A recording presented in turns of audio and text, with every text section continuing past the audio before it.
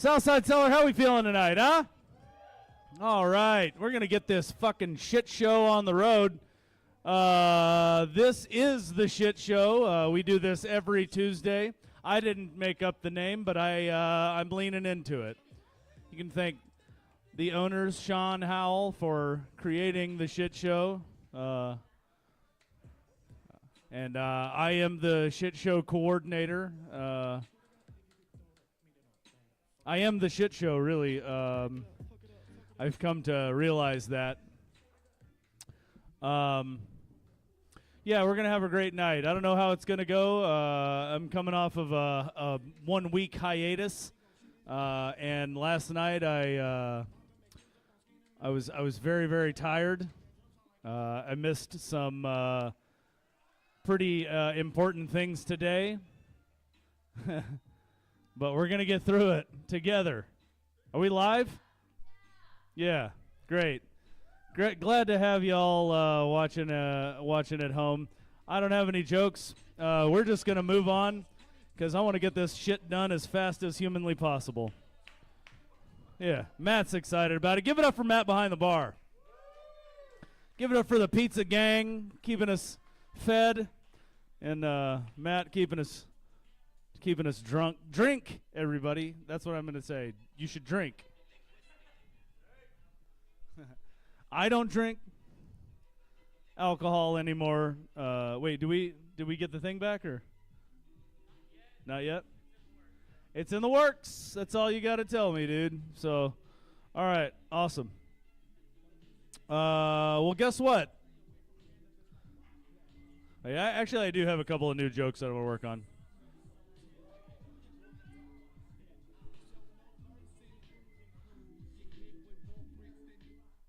All right. Jesus. Oh, rusty, man. It is true. If you don't use it, you lose it. You know what I mean? Good thing is I never had it. All right. Talking about comedy, not my penis. I have one of those, and it works all right. 41 years old, dude. What do you expect, man? This is all you get.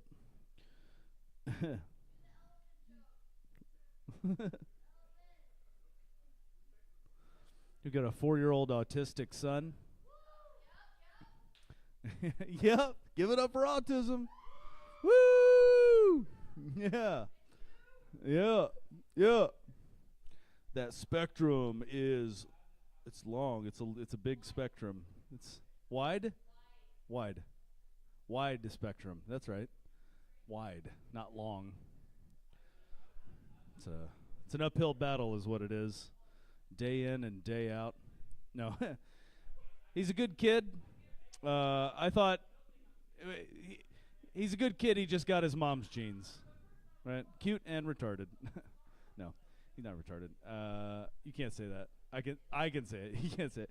No, it's a common misconception that autism is a learning disability. It's actually a social thing, and also he's the smartest person in our house. The other day he spelled the word elephant by himself. He didn't use an F, and that was news to me. I turned the piece of paper over. And he put an H in rhino, and I was like, maybe this kid really is retarded. I don't know.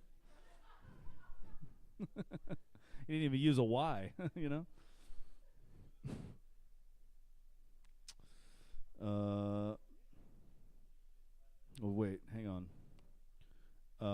Oh, hey, Matt, can you hand me my phone real quick? Right around the thing? Thanks, buddy. Matt behind the bar, everybody.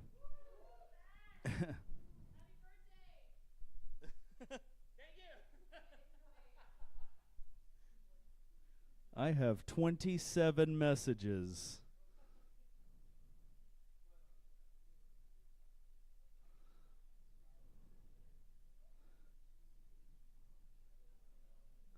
Okay.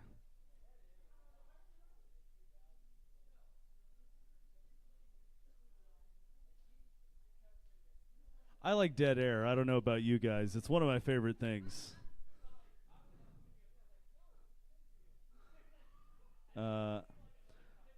I saw a video the other day, and it was a guy who married his imaginary friend, his imaginary girlfriend. So now it is his imaginary wife. It's a real story. I'm not making this up. In the same way that he did make up his wife.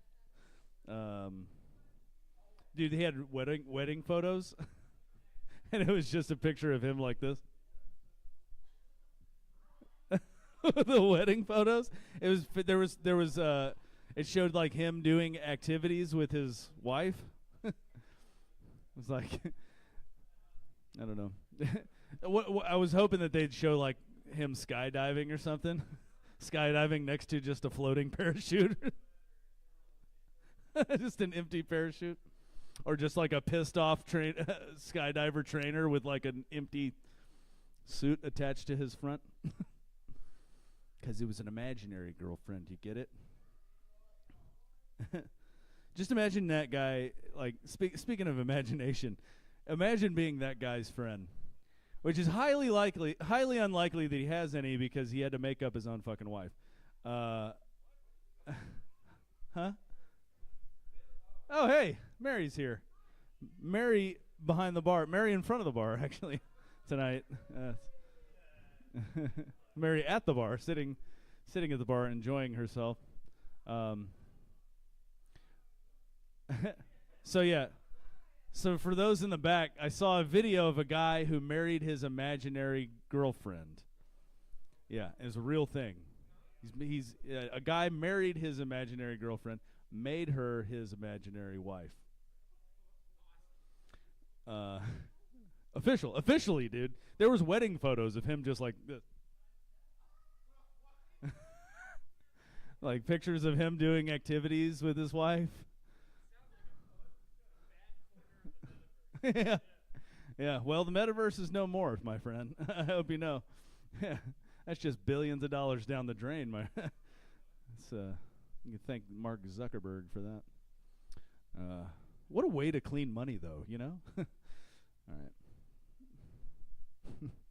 Same thing with space, dude. Space travel? Okay. So imagine being this guy's friend, right? Which is highly unlikely that he has any because he had to make up his own fucking wife. but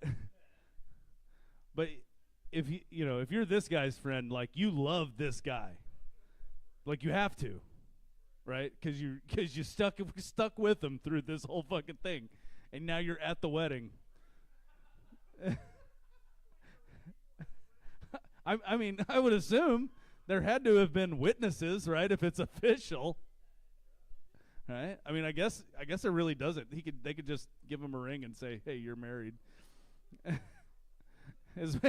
His wedding certificate's just written in crayon. It's like, yeah, it's a very good wedding. You're very good. You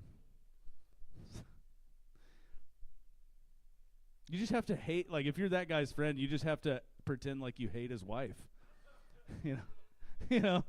You're like, dude, look, I love you, man, but your wife fucking sucks at bike riding. I'm sorry. I told you not to get the tandem bicycle, dude. Why is she always on the front? You guys ain't going nowhere, dude.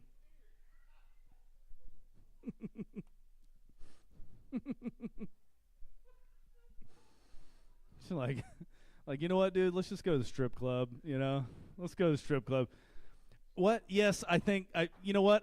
I guarantee Sarah will get in for free. She won't even get frisked. Just imagine being the bouncer at the strip club. What, you're not going to frisk her? Who?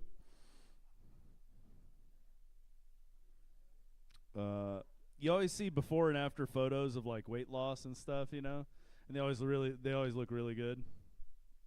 Like, but what I'm excited for is when I see people that look really bad in the second photo. I saw a dude the other day just like looked way worse, way worse in the second photo. Yeah, he was in a car accident.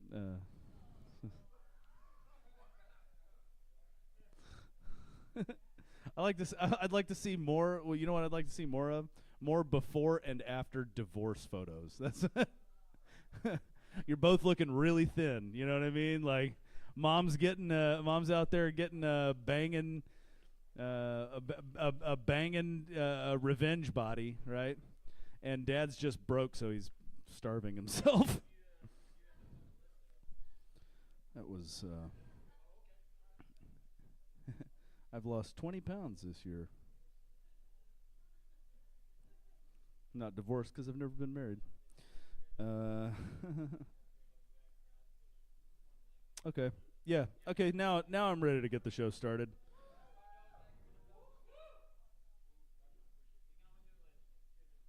Wait.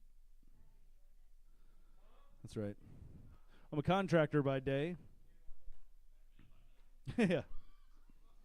Hey, shut up, peanut gallery. I'm a contractor by day. I could build anything except for a healthy relationship.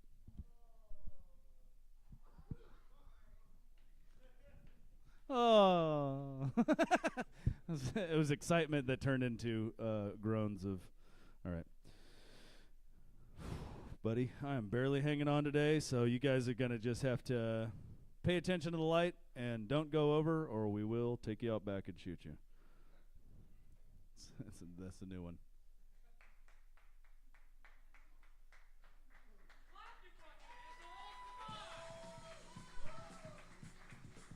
Ladies and gentlemen, to get the thing started off right this evening, I'd like you to welcome one of my favorite people on this fucking planet Earth that we're living on right now. Put your hands together for Jake Roper.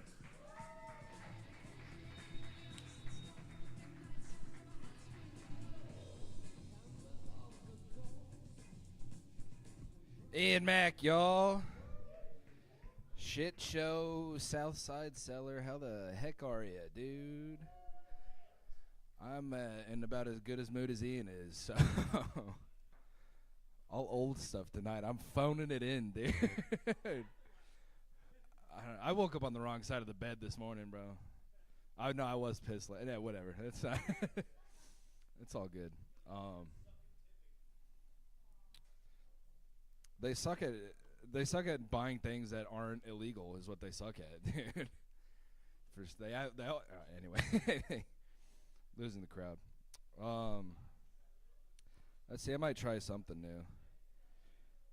Hey, buddy, do you want to be the representative for every black person on Earth, real quick, for this one joke? Not tonight. Can you tell me? Let me know if it's too offensive. I just want to say. Oh crap! I gotta get it. One too many, dude. No. I have a joke about the N-word. I have a few jokes about the N-word, but I want to try one in particular. I'm going to. Black people are always talking about, like, oh, you whiteys, you want to say the N-word so bad. It's like, we're gonna, but, you know. Why stick to that one? We have so many more fun slurs that we can use. For example, no. Nah, that's it. That's not a good joke. I'm sorry. What? One of the slurs? Yeah. Yeah. Fallen into that trap before. All right. Fool me once. Shame on you. Fool me twice. Old stuff. I'm a big guy. Like 6'2", 270 pounds. Thanks. Fuck, I'm a unit, dude. I've been big my whole life. I was big when I was born. I was 11 pounds. When I was born, yeah, dude, tore my mom's shit up, bro, you know. My mother's walking around with a cloaca now, you know. First and last pussy I'll ever tear up, dude, you know.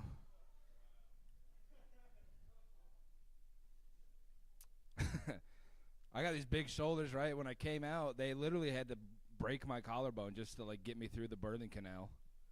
Which is crazy. That's how big I am, dude. I'm just getting football injuries just being born. You know what I'm saying? I was born with a broken collarbone, a torn ACL, and a concussion. Just coming out of my mom's pussy like Cam Scadaboo. Woo! get that kid in the draft. I was so big, I didn't even have a bassinet. They just threw me in a bathtub with some sheets like a drunk guy in Vegas. Let him drain his fluids, get him a breakfast burrito in the morning, he'll be all right.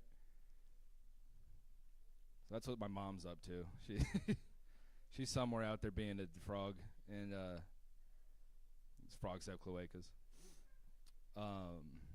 My dad's somewhere in the continental United States, you know. He's somewhere. Your guess is as good as mine. He's on the run from a man named Lou Gehrig.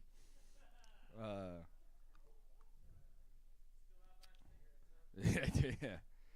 I don't know how many fucking cigarettes he's buying. He must have went to buy a scratch off and won, dude, you know? Fucking hell.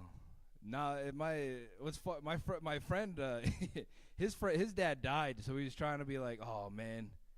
Like, you get it, not having a dad anymore. That shit sucks, right? And you're like, yeah, bro, that shit's brutal. Then he started doing that thing that people like to do where he got, like, competitive with me about it. And he started being like, yeah, you get it, bro, but you don't, like, really get it. You know, like, fuck you, asshole. Like, I get it hard as fuck. You have no idea, bitch, all right? Having a dead dad is fucking way better, dude.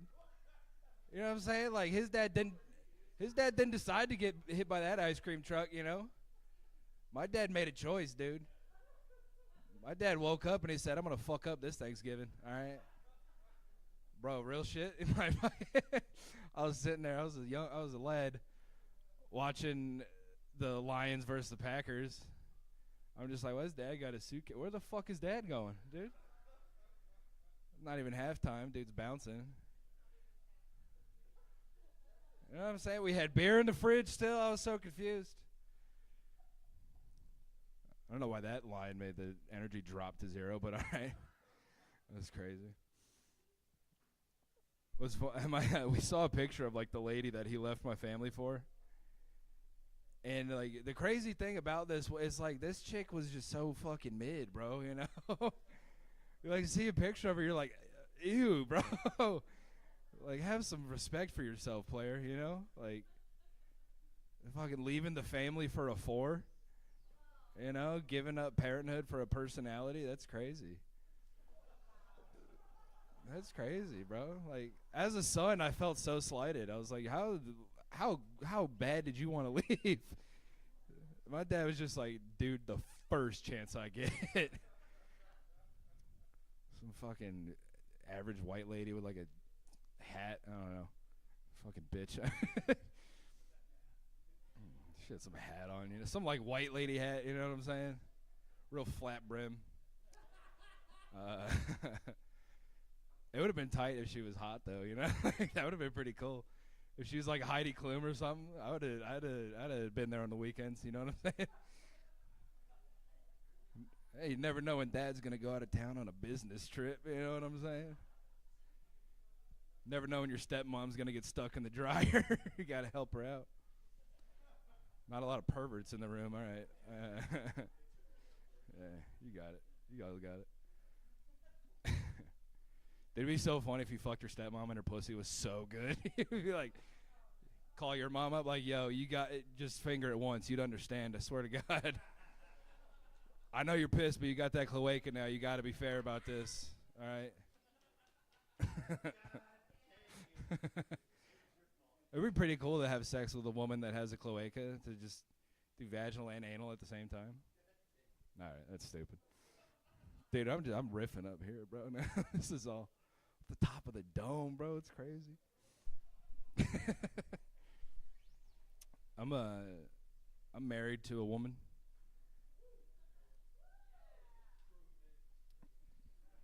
She goes to a different school.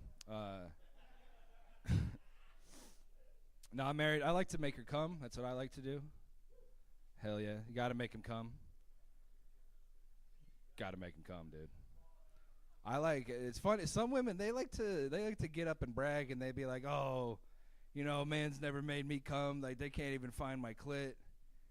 You're like, that's a weird brag, you know what I mean? Like, it's hard for me to have a good time. You're like, yeah, I can tell.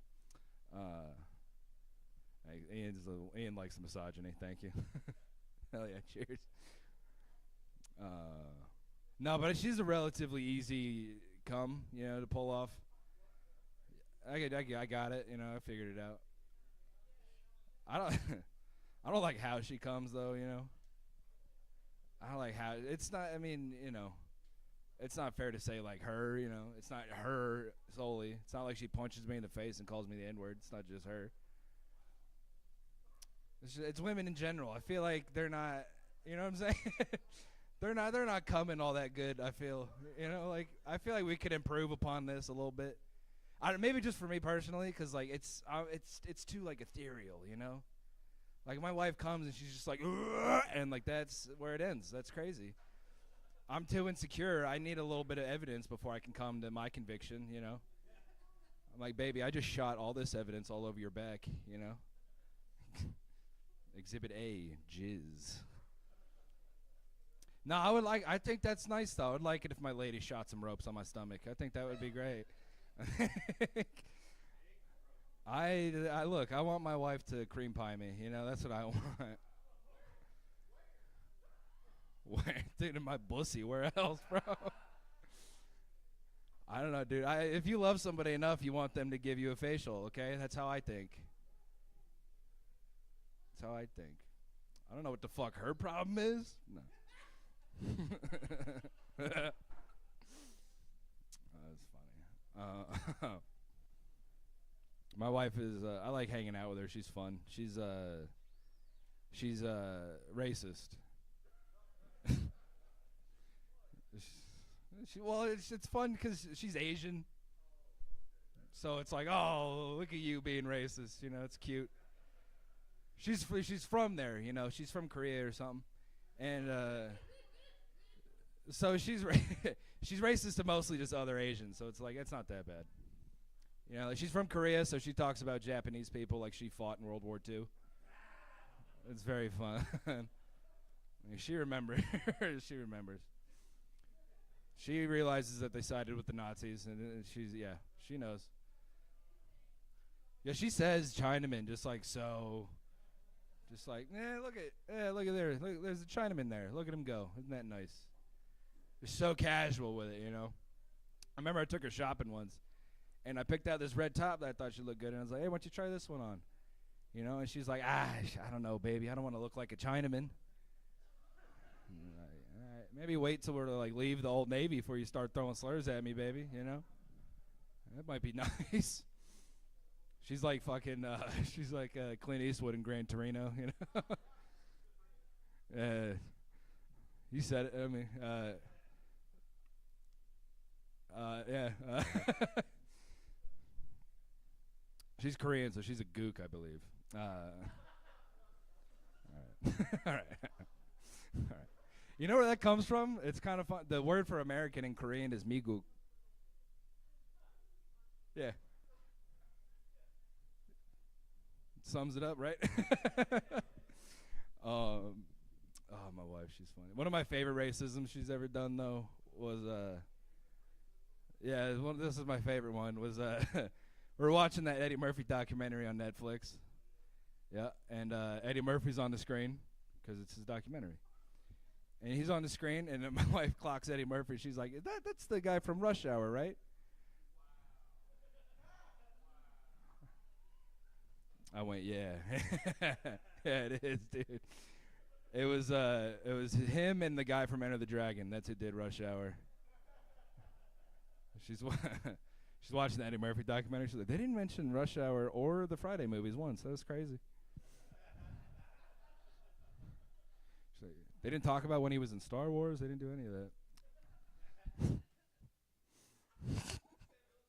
Yeah, it's a completely other black guy. Dude.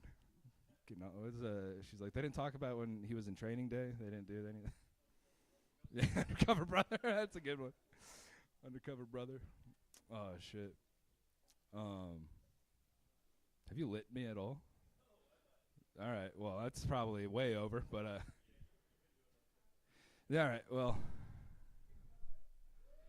we got a long night, bro. They're gonna get sick of the other shit. I mean, yeah, it's true. Fair enough. Fuck, dude, I'm going all night long. I'm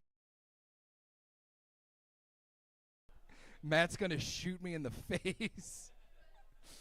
Oh shit. I get it. I'll do one more. My favorite type of pornography.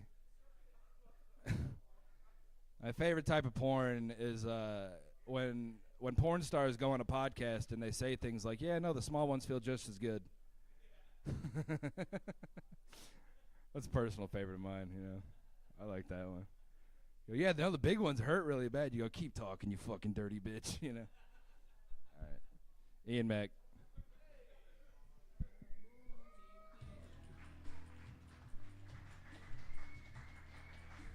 Jake Roper, everybody! Hell yeah, we are in full swing now.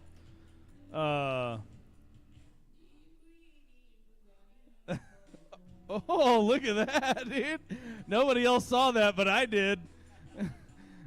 Yeah, our producer just dropped his phone and then picked it up with his feet. Yeah. I don't know, man. Just got back from you also look like you just got back from a trip from the Congo. You look like a young version of the guy from Jurassic Park.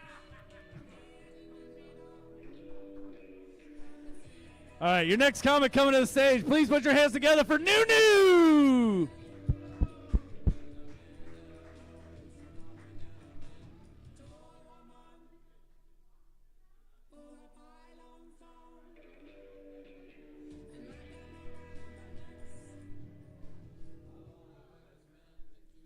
Woo!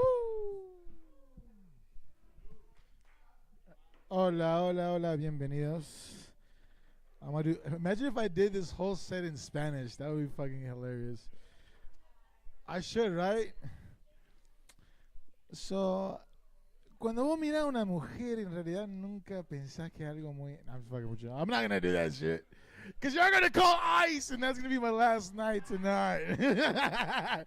I see what Ian's idea is. He's trying to get rid of me. But, yeah, dude, I'm Argentinian. So the white folks, I'm just Mexican. There's not really a difference. But to Mexicans, I am Samoan because I kind of look Samoan. I look like Moana, but without the muscles, just the big-ass head. But I'm just going to try some new stuff because why not? I kind of don't trust people that, especially men, I don't trust men that are not into butt stuff. Like, grow up, dude. Like, it's not that serious. It doesn't say in the Bible, thou shalt not lick the booty. I think you should do it. God made us in his image, so, why not? But, no, I think it's you shouldn't be shy about it. It's something natural, something that God gave us. Plus, it's like it's just right there, so it's convenient. It's like give it a little lookaroo, explore yourself a bit. But yeah, lookaroo, it's not that funny. Mirada. But no, dude, I used to be married. I'm divorced. Anybody else here divorced? Any divorcees? You're working on it? Oh, shit. Welcome to the club. I married for all the right reasons, love, companionship, citizenship. I don't I don't want to go. This place is too fun, dude. Like, where else can you take a gun to school? That's fucking, that's awesome. Like, there's no boundaries. People don't know boundaries. I feel like maybe that's the issue and the reason why everybody's so grumpy. Everybody's just so fucking nosy, dude. What happened to, like, minding your own business? I feel like everybody used to just not care. It's like, oh, dude, you're gay, cool. I don't mind. Or maybe they did mind. Damn, never mind. I just had an epiphany. Anyway. But no, I think the internet was supposed to bring us together, but it did the opposite. And I feel like that's our fault, right? Like, we're like, how can we connect each other? Instead, we're like, hey, have you seen Two Girls, One Cup? Right? That video's the shit. Like, whoa. And with this technology, dude, they render that in 4K so you can like see everything. Yeah. And don't get me wrong, dude, that got me when I was, a teenager, because I was like, oh, dude, 2 hot Brazilian chicks, sign me up. And then somehow there was a cup introduced. And then it went fucking left hard and fast. But anyways. But I don't know how to I suck at picking the right thing. So instead of picking football as a kid, because I thought chicks would be into that, I picked Boy Scouts. I think, they're kind of the same thing. They both, if you do a good job, they both smack you in the ass. I got the keep a secret badge. The please don't tell I'm gonna get in trouble badge. Those are hard to get badges. Hard to earn, I heard. But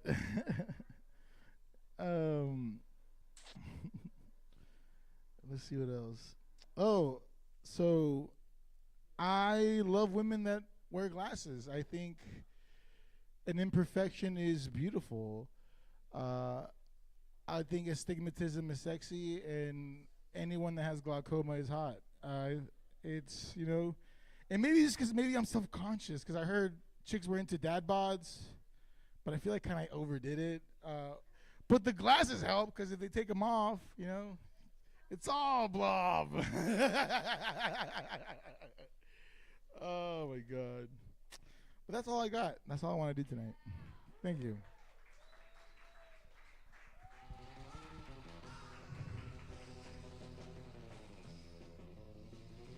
New, everybody!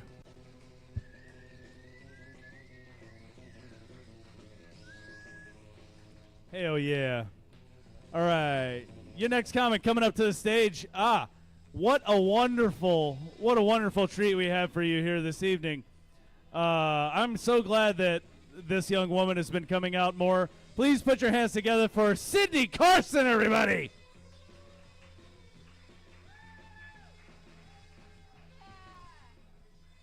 Woo! Yeah, give it up. Oh my God, thank you so much. Hang on, I gotta send a text message. Hey, Ian, can you sign John up? Don't follow a comedian to a second location. You'll end up dating him. It's a whole thing. Yeah, I'm on stage. You want to do comedy? All right, whatever. Okay, what do you guys want to talk about? Sorry. The first time I got carbon monoxide poisoning? What? No, what? Twice. What? No, that's a stupid joke. If we run out of time, fine. Fucking every time. Okay, the first time. The first time or the second time I got carbon monoxide poisoning? I haven't yet. But who? How do y'all want to die?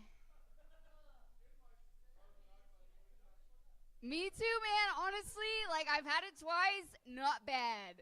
Really, honestly, it's not bad. I'm not gonna kill myself or anything right now. I'm gonna go eat a coffee mug full of Parmesan after this. I like living. I love being a grown up, man. You can do whatever you want, right? You talk to strangers. This is awesome. Yeah, you can eat Parmesan, just straight Parmesan, and nobody fucks with you. Syrup. You can just eat syrup. All right. Just me, I guess. What were we talking about? Carbon. Oh yeah. The second time I got carbon. Okay, no. No, the second time I got carbon monoxide poisoning, I shit myself. I know. I was 29. I'm a late bloomer. I know everybody's has a shit myself story in their 20s. Oh no, just comedians? Because, like, yeah, every fucking comedian has one. I remember when I was 29 and I was like, I'm only wearing black pants up here because I'm ready, just in case. I'm going to put a maxi pad on my butt just in case. And then it didn't happen on stage. It happened at my grandma's. So what happened was she has a gas stove, and I was making beef, and it was during like an ice storm, and it's important later if I actually mention it. I don't know. Anyway, I like turned the stove on wrong, and I just huffed a lot of gas, and like on accident. And then I was like, oh no, I'm gonna faint. I'm gonna throw up. I'm gonna shit myself. And then I like did all of those things. But first, I was like throwing up and shitting in the toilet. I made it in the toilet. At first. The shitting myself was a choice. So what happened was, I realized while I was on the toilet, like doing both things, I got done with the throwing up part, and I was like, I'm not done with the other part. But I was like, oh, I'm gonna faint. I faint. It doesn't matter. Anyway, sometimes I faint. So I knew it was coming. Because it sounds like there's like a giant, swamp cooler behind me whenever I'm about to faint. And I was like, oh no, the swamp cooler's behind me. And there was no swamp cooler behind me. I was at my grandma's house on the toilet. And so I was like, oh no, I'm going to faint. So I was like, I have a choice here. Either I'm going to fall off the toilet and like hit my head on the ground and somebody's going to have to clean me up, you know. Or like I can clean myself up, get dressed, and then lay down on the ground and prop my legs up so the blood will go back to my head, you know. Experienced fainter.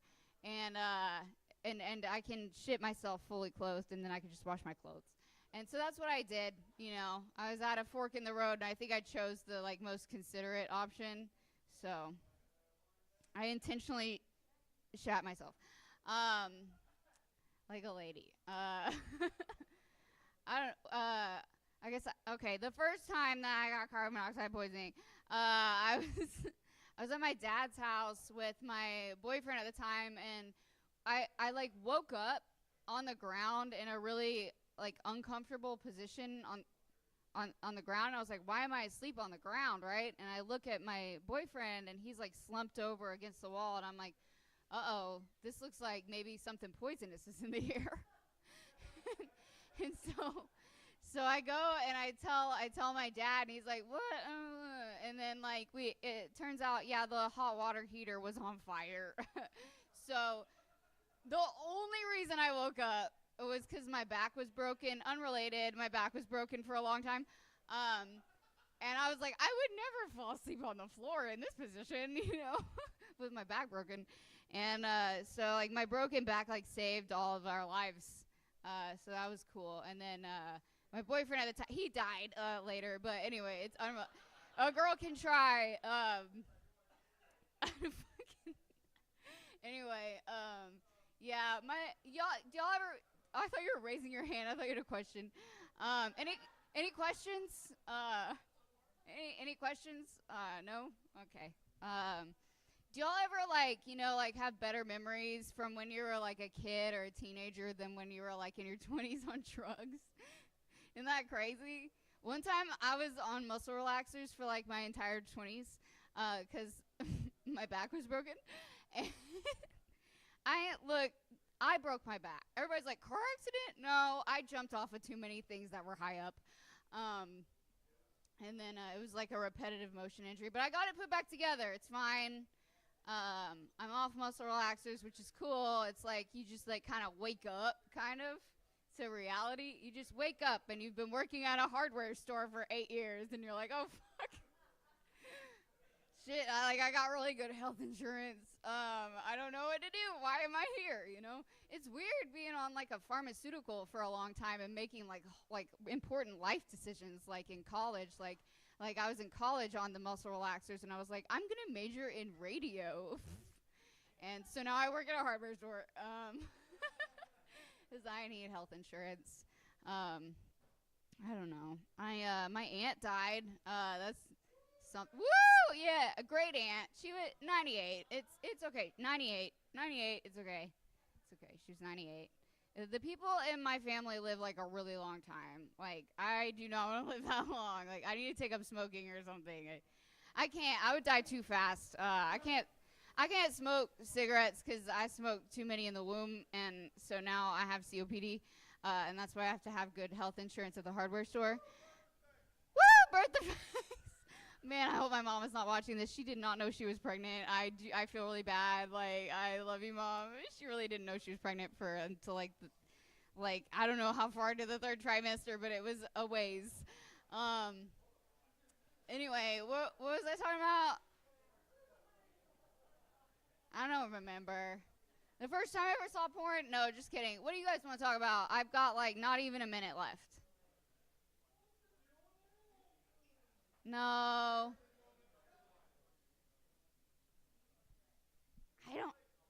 I don't have one. No. Yeah, I don't know. I don't get embarrassed. I used to be like bleeding from my hands and my face all the time. 'Cause there's something wrong with me, and and so they put me on Zoloft, because I used to wash my hands until they bled, and so they put me on Zoloft for 4 years, and I was like 14 for 4 years, right, because I was on Zoloft, and I had a great time. In high school, I had a great time on Zoloft, because like when you're like a teenager, you feel like everybody's watching you and judging you, but on Zoloft, you're just fucking judging everybody else. You're just like, I'm the shit, And, I was kind of just doing that. I was, like, looking at people and being like, I still had problems, I was like, heaven or hell? Are they going to heaven or hell? Are you going to heaven or hell? Zoloft didn't fix me, but I did stop washing my hands until they bled, so that was cool. But no, yeah, I was basically 14 for 4 years, so I was really annoying, and people would tell me, they'd be like, you're being really annoying, and I'd be like, hey, that's my personality you're talking about, So, yeah, don't do too much Zoloft. I hope my doctor isn't watching this on the live stream. Wait, there's somebody here who looks like my primary care physician, and I'm blind, but I did see her, and I was like, that's crazy. Anyway, am I supposed to leave now? I think I was supposed to leave. Okay. All right, I'm Sydney Carson. Follow me on LinkedIn.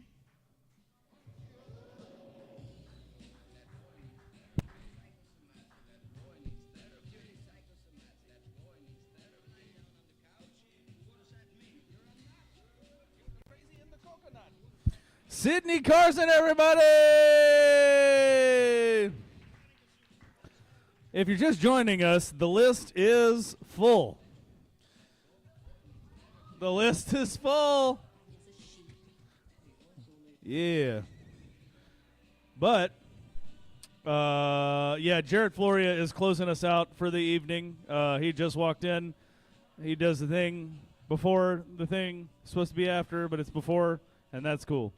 Hey, your next comic coming up to the stage. Please put your hands together for Nate Hernandez.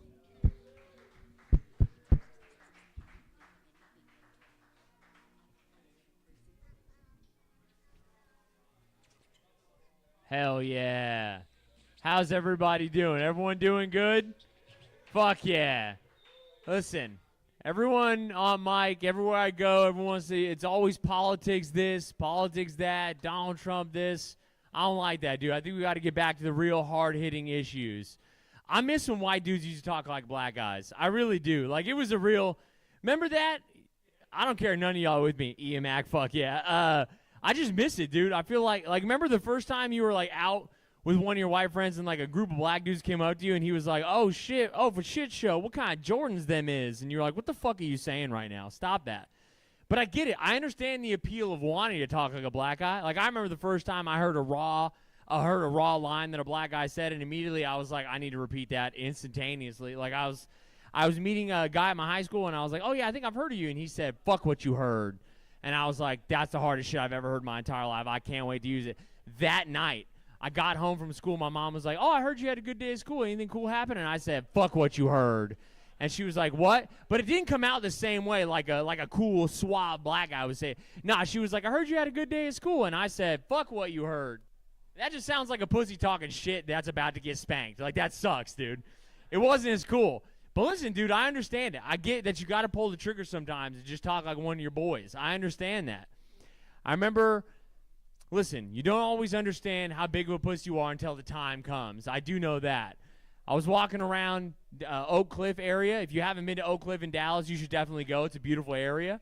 I was walking around, and it was starting to get dark out, but I knew it. I had it, dude, I had it chambered, the fuck what you heard. Like, I was like, if we run into any danger, I have that. So, like, they're going to know that, like, I'm about that action. And we were coming up, and there were these two, like, hotties that came out of nowhere, and they're like, hey, baby. And I immediately was like, well, I'm intrigued. Hello, ma'am. And then a black dude came out of nowhere, and he grabbed me, and he was about to rob me.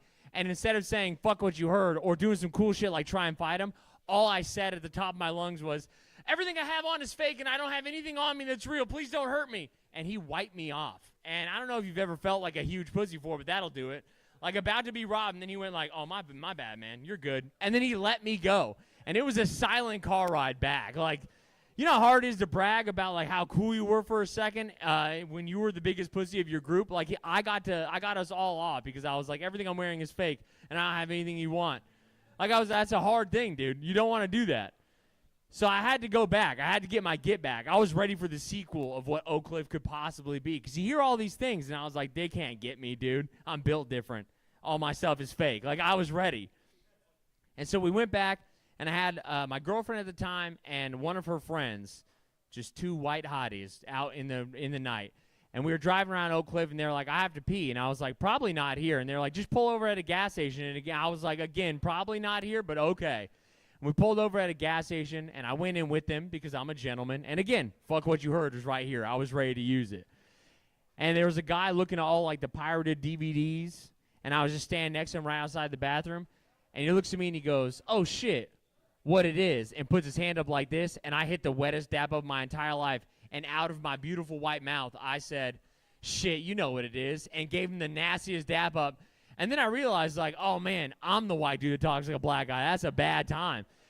And he said, shit, what you around here for? And I said, shit, you know me, out here looking for the hookup. What the fuck does that even mean? I don't even know what that sentence means. And he said, oh, shit, for real? And I said, for shit show. You know how I get down? I would never say that for real. Why would I say that? Like, if you were a white guy meeting me at, like, a steakhouse, I wouldn't be like, shit, you know how I be, you know how I do's it. But that's exactly how I was talking. And the whole time, like, these girls are in the bathroom, and I'm like, just a plain Jane, just a standard issue white guy in, like, boat shoes and short shorts, just talking to this guy like I am the blackest dude you've ever met in your entire life. And he was asking me, like, what you looking for? And I said, shit, man, I'm trying to get my hands on anything and everything. You heard me? And he was like, I hear that. I feel that, man. That's crazy. And as I'm saying this, the door opens behind me, and these two very white girls come out. And he said, oh, shit, you rolling with two bunnies?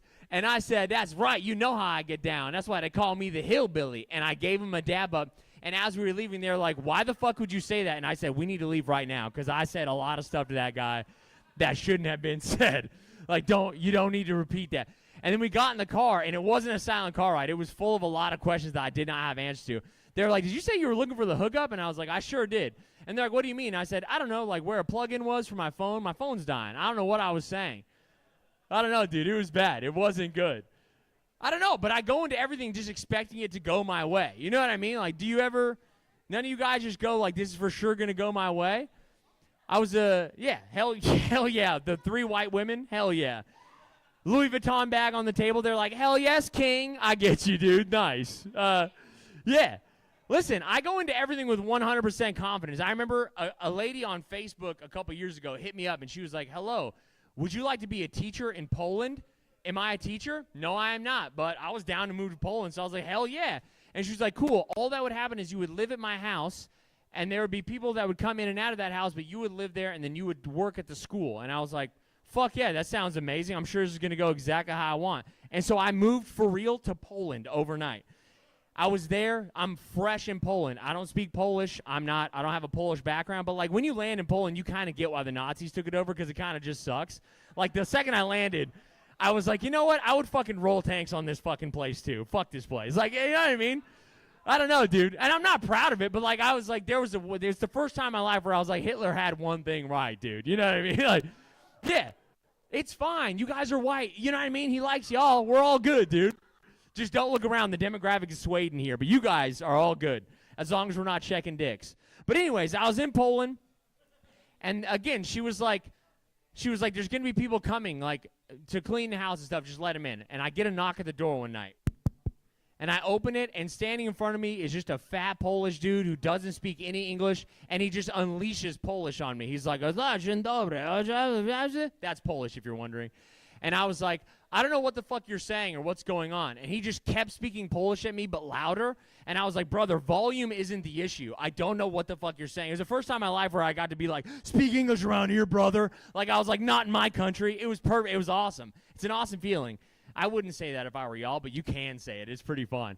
And he pointed behind him, and there was like a broke-down car behind him. And I was like, oh, he wants car help. I'll go help him. And so I go out into this not well-lit alleyway where this car is broke down.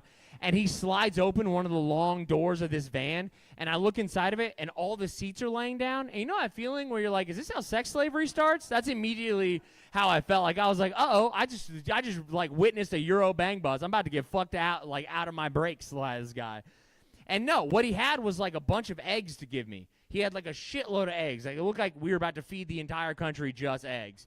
And he was like, ugh, and I was like, oh, okay. And he's like loading them in my arms. And he's like, and I was like, yes, we will go inside. That does make sense. And so I took this stranger with eggs into my house, set him down, and then we were just two dudes who didn't speak the same language in my kitchen. And I was like, so what else is up? Like, I party. And he was like, ugh. And I just followed him because I was like, well, let's see where else this goes. Like, I want to see what sex slavery has in store for me. You know what I mean? Like, I was ready. We get back to the van, and he has a Polish sausage, like 35 feet of it. And he's talking to me with it, like, at my mouth. He's like, and I go, yes, it does smell farm fresh. I would like it to get away from my mouth. And then for real, he grabs the back of my head and starts fucking my mouth with this sausage. And I don't mean nicely. I mean, like, like my mascara was running. I was like, I want to go home. It was bad. And then he takes it out of my mouth, and he's like, and I was like, it's so good, dude. I go back inside. He goes in with me, and he's just there. And now we're just two dudes who just, except for one of us, fucked my mouth. And then he's just looking there, and he's like, pay me. And I do the dumbass thing where I just open my wallet, and I had all this Polish money, and he just took all of it, went to my front door, and in perfect English, he said, thank you so much. And I was like, you dickhead, you spoke English the whole time? And the thing that makes me the most mad about that is that I know somewhere in a Polish bar, all of his boys are sitting, and they're like, Mateusz, tell that story about how you fucked that kid's mouth one more time. You know what I mean? Thank you guys so much. I've been Nate Hernandez.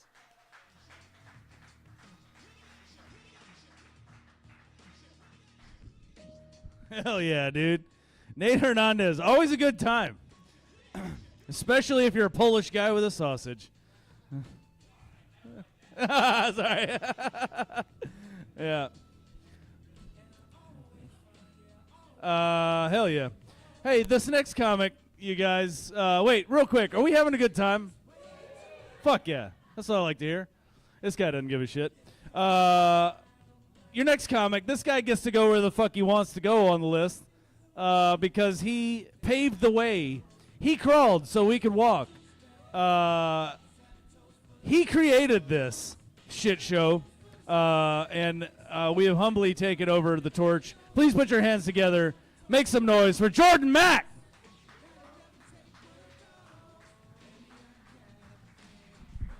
Ian Mack, one more time, guys. Y'all give it up. Y'all clap it up. And the producer, Clyde Stroker. Y'all clap it up. And Matt behind the bar. Y'all clap it up. Ian, I'm not going to lie. When you said this next comic coming up right here, crawled so we can walk, I said that last week, and when I said it, it was fine. But when you said it, it was kind of fucking bad. So if you could not. It was bad. So if you cannot, yeah. No, I'm just saying. It was like, no, for some reason it was just in poor taste. I don't know why. But when I say it, it's fine. It's like the N-word. You know what? Just don't say, we're fine. All right, moving on. All right. So guys, no, man, I'm just fucking with you. So guys, I just paid my car off. Yes. I have a 2013 Scion FRS, and I'm totally bragging because.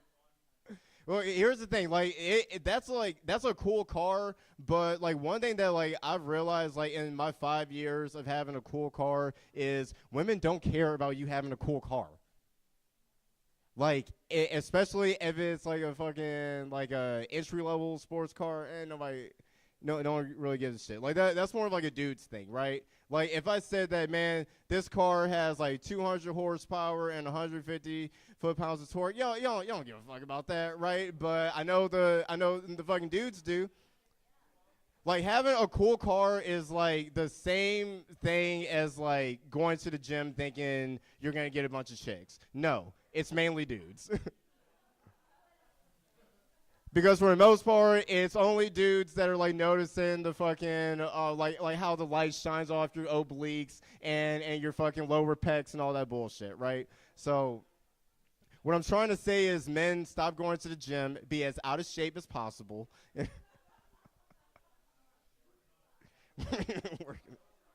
Aren't we all? Well, I'm trying, but. Anyway, so what else did I want to talk about? So guys, I have this cousin who he is the type of person that makes metaphors that don't match his personality. Like, do we all have this person in our lives that they make a lot of analogies, but what they're saying does not match who they are as a person. So my cousin was telling me about how he has this problem disciplining his younger son without hitting him. And he was using the analogy of a pimp beating his hoe because he ran out of game, right? And I'm like, bro, your wife cheats on you daily. Like, not really pimping, my bro. Like, not really pimping is pimping, but no, it's not really pimping. But anyway, next, it's pimping.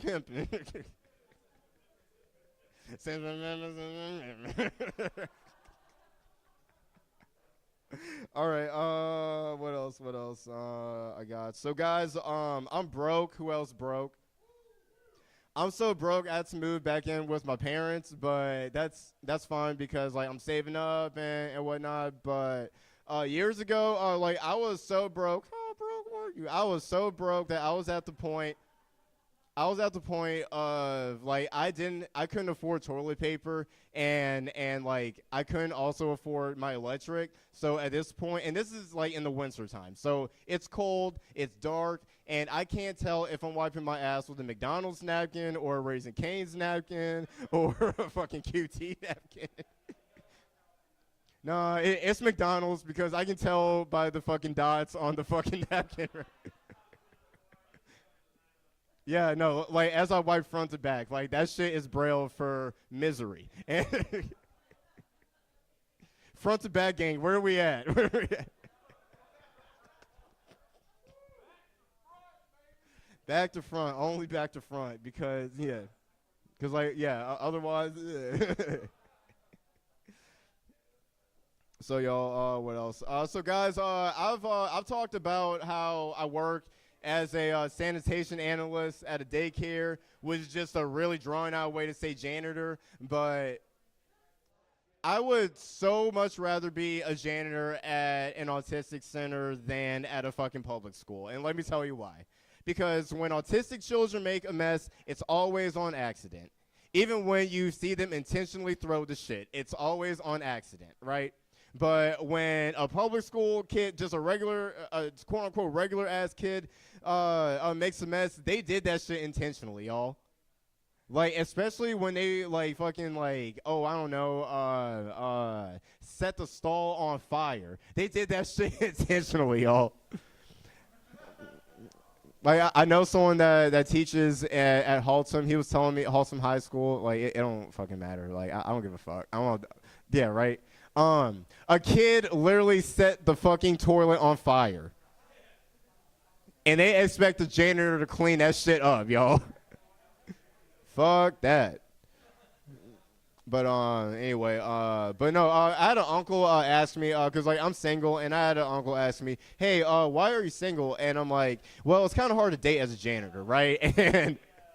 And look, but before I hear anyone say, oh, you're just being dramatic, whatever, that kind of thing doesn't matter. Okay, if it doesn't matter, answer this for me. Why has a janitor never won the Bachelorette? I'll wait.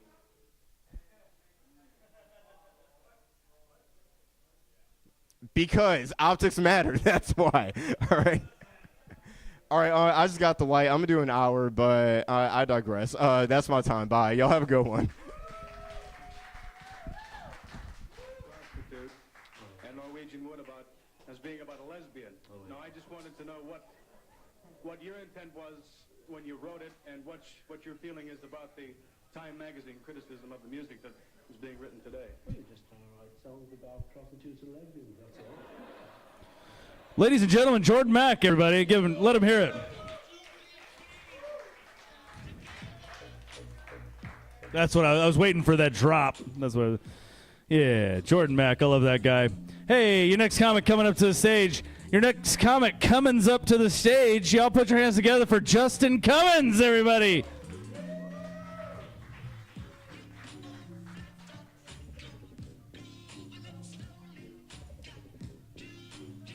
This just in, Cummins up next.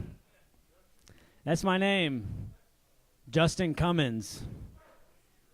Pretty sick.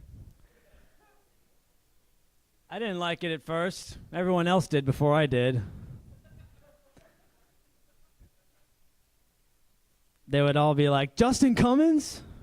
I was like, yeah. What? Oh, yeah. Stop telling my business ideas. All right, guys, I'll let you all in. We're making a golf course drink, me and him, since we play so much golf together. It's going to be a cider, because it's, it is, because I want to do Cummins ciders.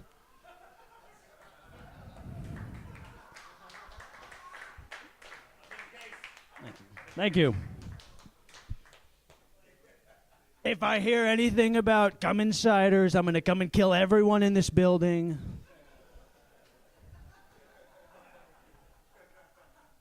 Where's Ebenante? He's passing out my NDAs.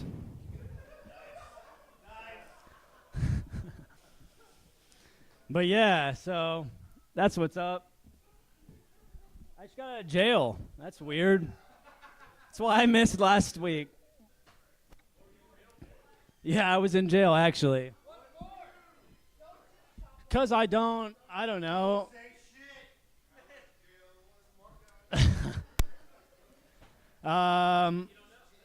Yeah, I'm not allowed to tell. There we go.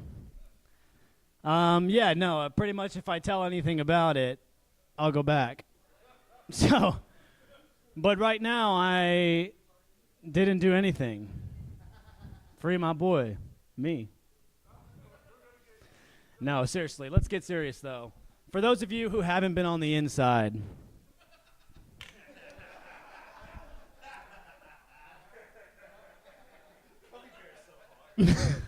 whoa, what was that? Sound like my roommate in jail. Nope, not talking about them. Not in this set. They're good people. I just don't know how I don't like them yet. I was born after 9/11. Give me a break. No, I actually wasn't. 9/11 affected my family bad. My mom was an air traffic controller. Yeah. So my entire life, she'd point to the sky and be like, hey, look, it's a F-16, and be all excited about it because she was identifying planes. And I didn't know it was a trauma response to, like, the F-16s are so low. Why are they so low today? I didn't get that part. So, but, yeah, because I was too busy just being like, who cares? Airplanes, obviously. What's fun about that? And she was just having a PTSD episode. It wasn't a joke. I didn't get that. She was having fallout from being an American soldier. So shout out to my mom. She's a warrior, dude. Hell yeah. All right, well, I love you guys. Come Insider, coming soon.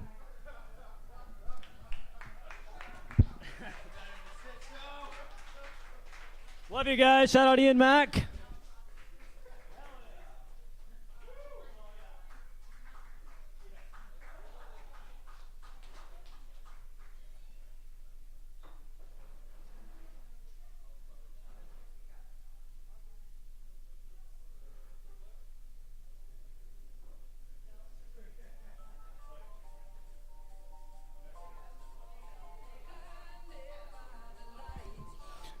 Justin Cummins, everybody. Pulling the ripcord early, a little early this time. I like it. You had him going, dude. You should talk more about how you're a hardened criminal now. Yeah. Hey, your next comic coming up to the stage, my oldest friend in this room, as a matter of fact. Put your hands together for Megan Southern.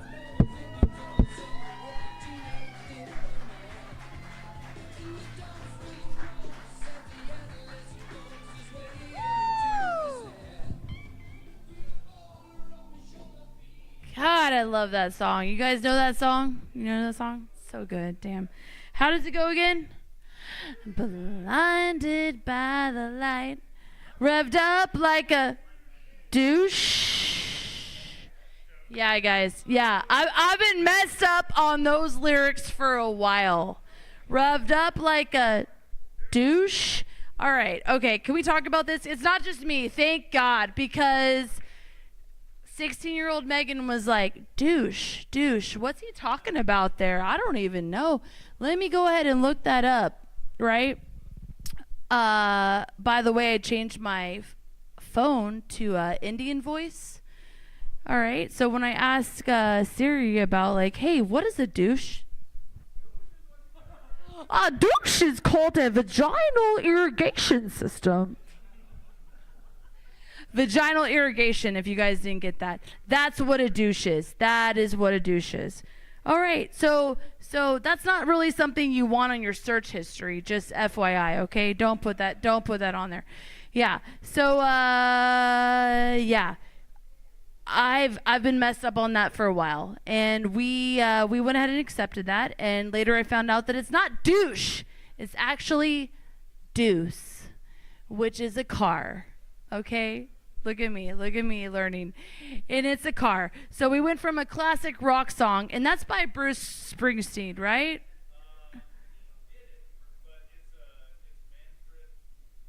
Yeah, okay, I did see that. Damn it. Because I was going to talk shit about Bruce, because that's my dad's name also. Fucking Bruce. Anyways, we'll just move past that one. But yeah, for a while I was like upset about the artist. Like, you're gonna sing a song about douche, okay? And by the way, when I further researched douche, you can actually douche anything. All right, any type of bodily cavity you can douche. Just for your information, okay? You can douche anything. Yes, fucker. I got body cavities. You can douche me. All right. Okay, yeah. So anyways, yeah, I have trust issues. I don't trust no one after that. So, all right. So recently I actually wrote a little list about different types of people that I hate. And I don't like to hate people. I'm going to just say dislike. Different types of people I dislike, okay? Number one on the list over here, people that brag about having LASIK. Oh my God, I just got LASIK and I can see so good. I woke up the next day and I can see so good. Bitch, I've been wearing glasses and contacts since I was 6 months old. Okay, like, no thank you, all right? What the hell? Like, keep that to yourself, Reba. I don't need to know about... Anyways. Number two, God, people that talk on their Bluetooth or their jawbone all day, every day. All right? We've talked about this before. I'm a teacher, so I'll be walking down the hall. I'm walking down the hall, da, da, da, da, da, and you see other teachers, and you feel like you have to say hello to them, okay? So I'm like, hi, Miss Smith. Hi. And I'm like, hello, good morning. And she's like, I think you have pink eye. Oh my God, I do. Oh my God. And I'm immediately spiraling. And then she's just like, oh, I'm sorry. I'm talking to my daughter on the phone. Yeah. Okay. Yeah. Thank you. Yeah. Number 3 on my list. Okay. People that I really dislike. Where'd it go? Oh God. Oh my God. Other than Jamie. No, people that leave the restroom and they don't check the seat, all right? Hello, we all know the rule. You check the seat before you leave, okay? So I always walk in a toilet, and no lie, this happens to me like at least 3 times a week. And there's one fat, curly hair on the seat. And I don't know what to do. I'm like, and you know, it's always one hair. It's never like a full bushel. It's always one hair.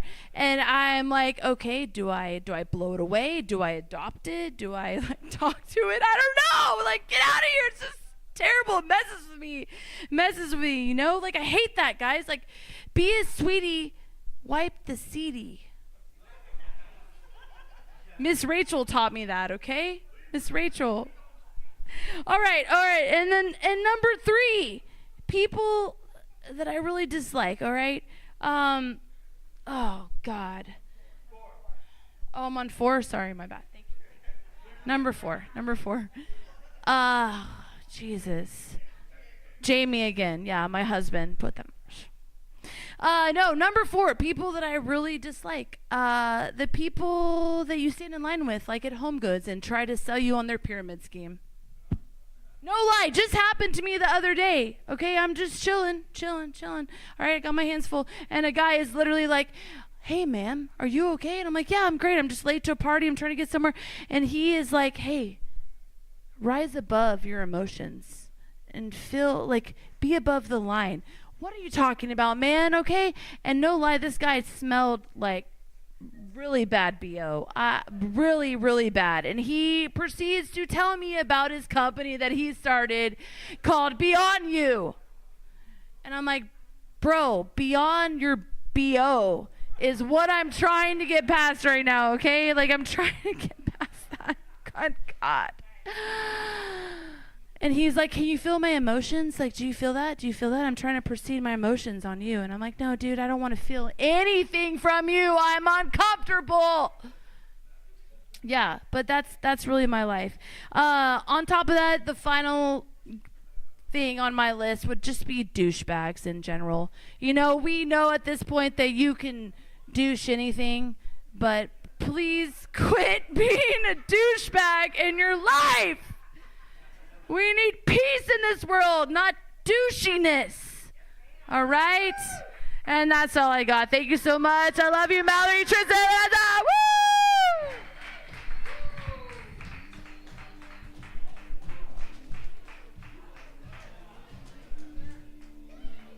I didn't mean to play this one. Hang on. It's not yet. It is not yet. It is not. Come on, motherfucker. Stop. There we go. Hey, Big and Southern, everybody. One more time. There we go. And back to the regularly scheduled.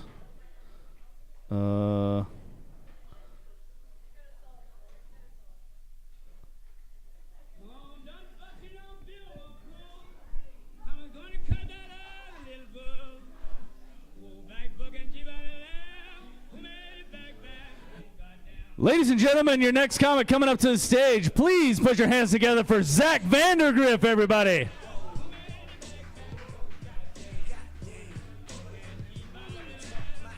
What's happening?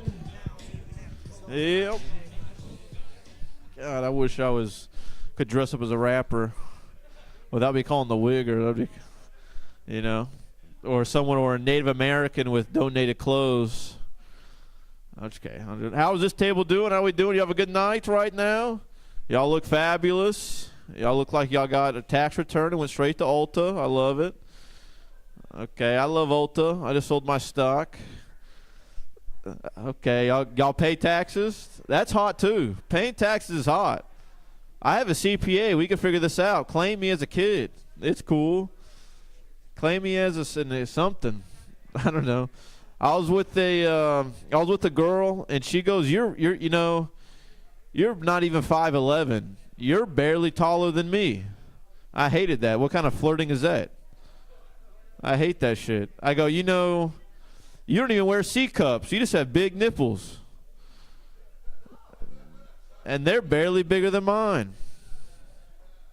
I feel like girls just like talking shit, honestly. I was eating dinner with my grandma, and I was watching the Next Level Chef because I'm tired of watching the news and true crime. And she was like, "When are you going to cook some of this food you always watch?" I'm like, "When are you going to solve a murder, Grandma?" Fucking old lady talking shit. I don't know. I don't know. My dad brought up my grandma the other day. He goes, a pro wrestler fell on Grandma. One of the Von Erichs fell on Grandma while she was pregnant with me. That's why I'm so strong. I was like, that's crazy talk. Who fell on my brother? Who fell on my brother when I was pregnant with him? He's so dumb. I'm just kidding. He's fine. He's cool. He's over 6 foot, so I have to hate on him. I don't know how he got it. Who fell on me? Who squished me to be under 6 foot? Apparently it's a big deal. Apparently I'm barely 5'11". I don't know. My dad's funny though, but he always reacts a certain way. He always reacts like another man should have raised me. And I don't know how to react to that. I don't know. He's like, "What do you mean you've never been to a water park?" I go, "You have 100% custody of me." "What do you mean we've never been to a water park?" He goes, "Well, my other kids have been to a water park." I go, "Well, why can't I get their custody percentage? Why can't I be here every other weekend or whatever?" I'm just kidding. He's fine. We've never been to a water park yet, but it's cool. He's afraid of heights or whatever. And now I just go with it. I don't like drying off. Why would I want to go to a water park? I don't like drying off. Well, a water park is just you getting in the water, having a fun time, then you got to get out and go to another ride. That sucks. Because that payoff period of drying off, waiting on evaporation, there's no fast pass at a water park. There's no lazy river to the next ride. I don't know what I'm talking about here.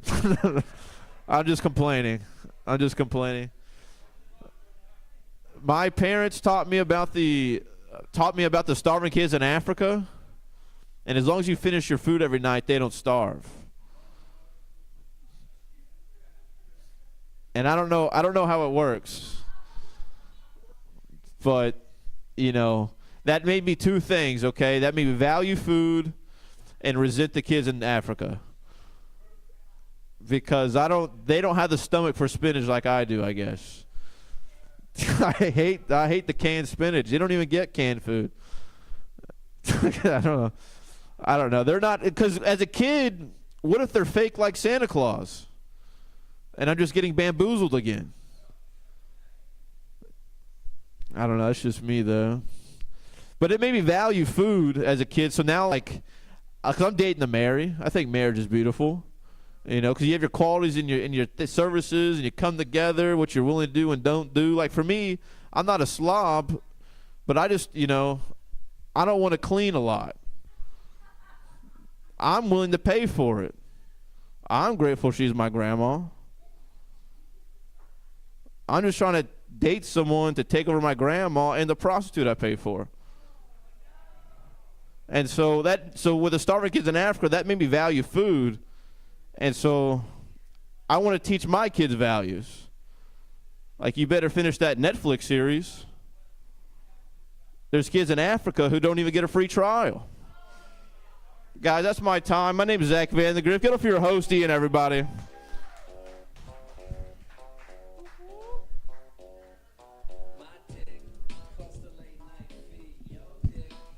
Hell yeah, dude. One more time for Zach Vandergriff, everybody. Yeah. Hey, here's a friendly reminder to everyone out there. If you're going to sign somebody up on the list, make sure they're here or they are coming here. Because if you don't sign up, or if you sign up on the list and you don't check in with me and then you're not here when I call you, I got to ban you. But luckily I figured it out on my own. And it's not even this dude's fault. It's one of his stupid fucking friends. All right, your next comic coming up to the stage, calling an audible. This lady is actually one of my favorite fucking people. Put your hands together for Jonna J.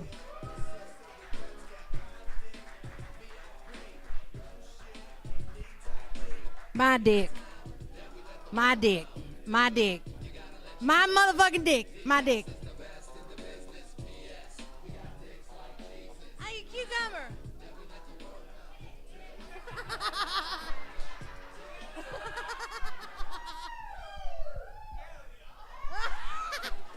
My mama taught me that. Girl, if you ever need a ride.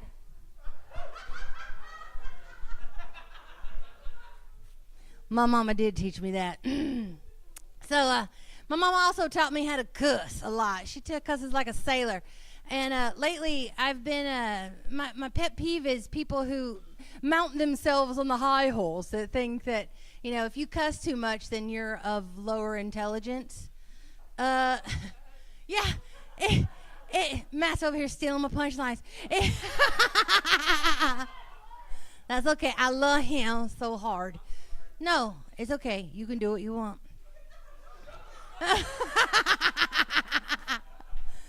Yeah, but it's the people who think that you cuss because you don't have the intelligence. It's funny how they're like some of the dumbest motherfuckers that you know. It's like, listen, Brenda, it's not that I have a poor vernacular. It's just I didn't think that you understood all the fucking words I was saying, you dumb cunt. I used the cuss words because I didn't think you knew very many words with lots of syllables. Stupid bitch. I love to cuss. I love it. I do. My next joke is very dirty. So, but I try not to cuss in it. I like the dirty to be the dirty part. But the joke is, dun, dun, dun, dun, dun. Okay, so this guy from my hometown, I don't know if you can tell by the way I talk, like straight cornbread, I'm from a small town. And this dude from my hometown slid in my DMs. He's like, hey, show me a picture of your butthole. And I'm like, dude, are you gay? He's like, no, it's just my thing. If you ain't into it, fine, but just fuck show it to me. I was like, okay, weirdo. So after I sent him a picture, he starts going off on me. He's like, oh, you fucking bitch, you think you're so funny? And I was like, hey, I beg of your finest pardon, sir. You asked to see a picture of my arsehole. I sent it to you. You sent me a fucking picture of some dude. Is that your boyfriend? That's my husband. That's my asshole. He's like, oh, ho, ho, Hollywood. He's like, you think you're so funny? Show me your pussy. I don't think that's possible. Because, well, my neighbor's in jail. How do you even know my neighbor? Because he's a pussy. And so the dude is like livid pissed at this point. Because he's like, I want you to show me your fucking cunt. I was like, there is no way that is happening, sir. Because my mother-in-law died 2 years ago. Fuck you. All right, I'm done with all my cussing. I don't even know if I have a lighter, if it's my time. I'll just stand up here and fuck, dick, shit, fuck, shit. I still have 2.5 minutes. Oh, God. You know what? I'll bring one, like, out of the old bag. Because let's go then. Just do this. I almost brought some macaroni and cheese. I know that sounds weird, but I cook a lot, and I'm always like, here, take this before it goes bad. Take it. Now, and I also, my husband, he's, not too long ago, I went to go see one of my favorite bands, Clutch, in San Antonio. Yeah. Neil Fallon gave me the pick that night. He's the shortest motherfucker I have ever had a crush on. I enjoy a man I can climb. That's why Matt can do whatever he wants.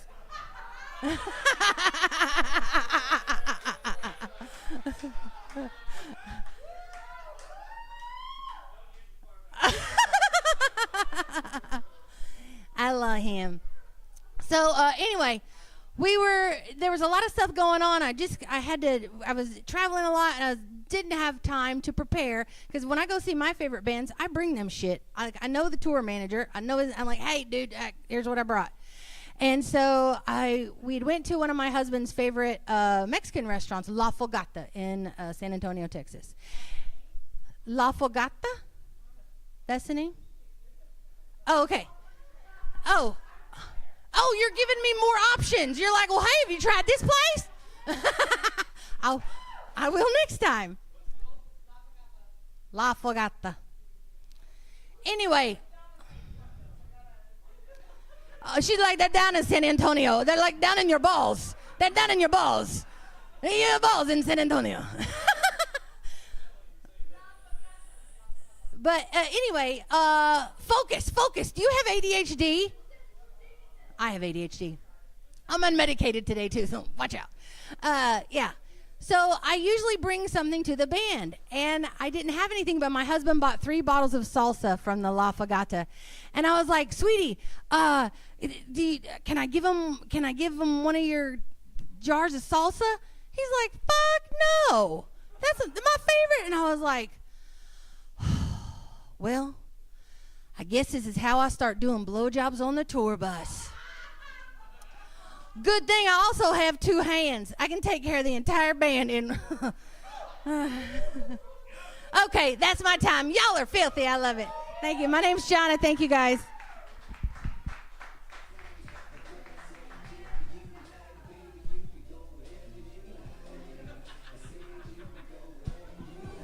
Hell yeah. Jonna J. Hot is the way you drop it. All right. Hell yeah. I did not plan this, and it seems really racist, but put your hands together for this next guy, Phil Patterson, everybody.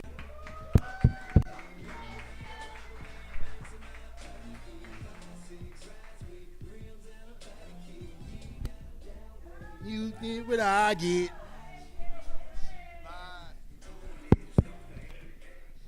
My name is Phil Patterson. Good evening, everybody. Shout out to the other comedians. Thank you to our host, the bartender. Special shout out to the pizza maker. My name is Phil Patterson. My friends call me Phil. Phil Patterson. I'm sort of new to this whole comic deal, so I don't know if I want to keep the Phil Patterson name. I want a cool, like, pseudonym, stage name, moniker type deal, like Cher, or like Google, you know. But all the good stuff is taken. I get a little nervous. Like I said, I'm sort of new to this whole deal, so I'm not sure when's the right time to question my life decisions. Is it before I'm coming to the open mic or after I'm going away from the open mic? So that's how you know. Yeah, exactly. Like pretty much during. But you know, it's fun. It's really fun to be out here. Sometimes I feel like I don't even need the mic. I have like a strong outdoor voice when I'm indoors. But I want to just talk about this really fast. I decided I'm gonna start dating a little bit. You know, I'm feeling myself. I'm out in the world. I lost 25 pounds recently. I lost some weight. Yeah. You know, I took the shot. You know, whatever. And I'm proud. You know, I could almost fit into this T-shirt here.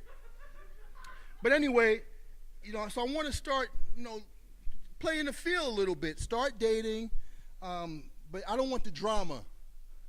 I like my peace. I like my sanity. I like my freedom. But, I want to get out here, because the white chicks with the fat asses are calling. I'm a cliche. I'm a cliche.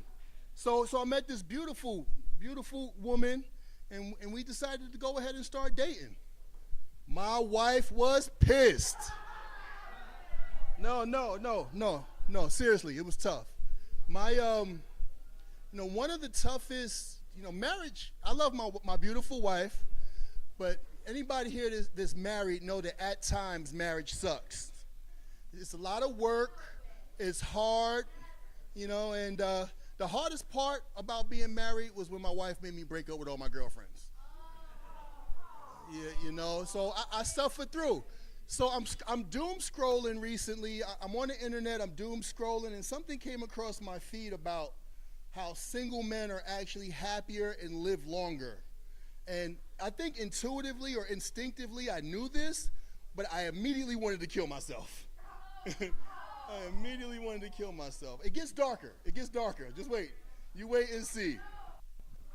So I'm asking myself, I guess I got to just go back to taking the blue pill, literally and figuratively. Right back in the Matrix. Let's talk about ED a little bit. Anybody down to talk about erectile dysfunction? I'm a middle-aged man. Maybe some people do know, some people don't know that Viagra was originally supposed to be like a heart medication. But a gnarly side effect of this heart med was that it gave your ass a strong boner.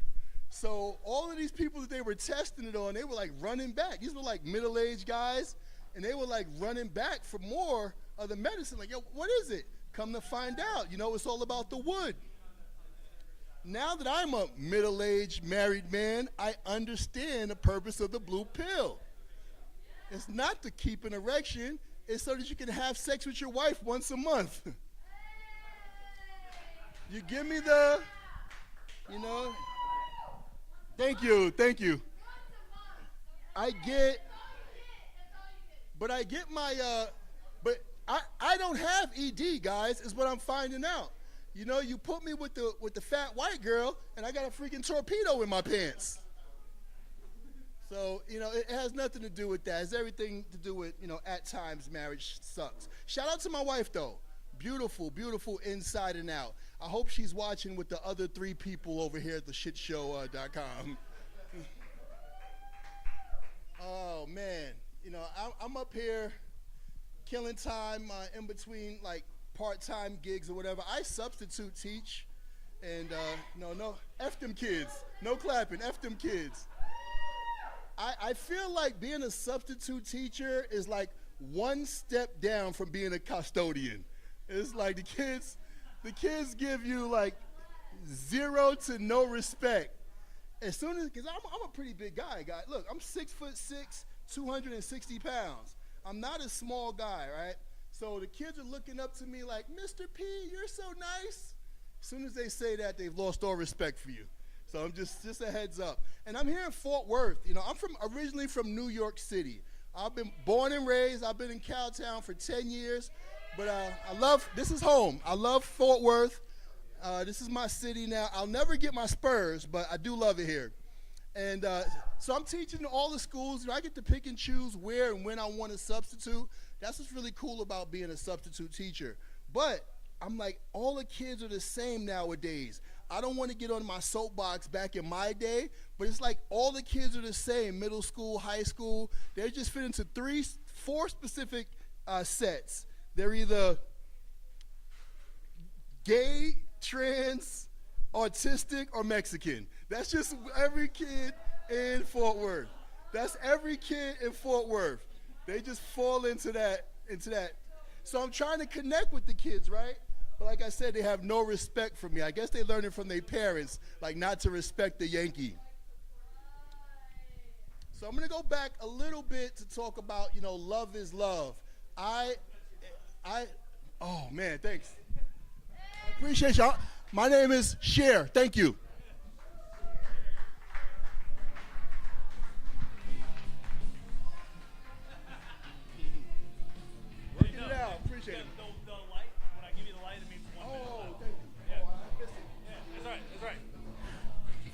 Patterson, everybody. All right.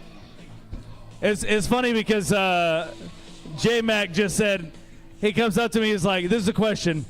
He's like, why do all new comics bunch up the cord? The whole time you were doing your set, it's a trigger reaction. I don't know, but like start holding on to the cord, flipping it around. But seriously, don't do that, because if this thing falls off, everything's broken. So we don't want that to happen. Hey, good shit, man. Keep coming back. I love it. Phil Patterson, everybody. I was like, there's actually a picture of me for one of my first times on stage, and I have a fucking lasso on my side over here. Anyway, yeah, man, it's great. You guys having a good time? Give it up for Matt behind the bar. No? Okay. All right. This next guy, he's been to jail many, many times, and we're glad to have him here tonight on his furlough from county. Put your hands together for Colby Traber, everybody.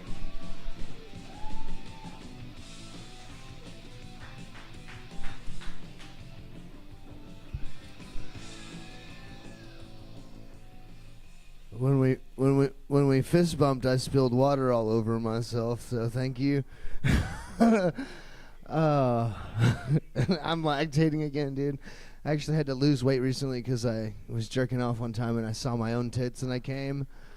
That was a bad day. Or a good day. It depends on how you look at it, you know. I mean, I still came, so it was a good day. I had an epiphany when I was laying in bed last night that I watched too much Cosby Show when I was growing up, because as soon as my sweetheart started snoring, my dick started getting hard.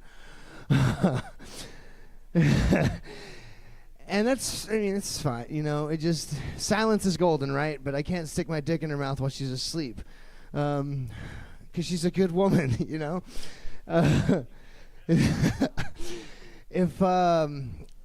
If your lady lets you stick your dick in her mouth while she's asleep, you're never going to meet her dad or her brothers or her uncles, because they don't talk to her either.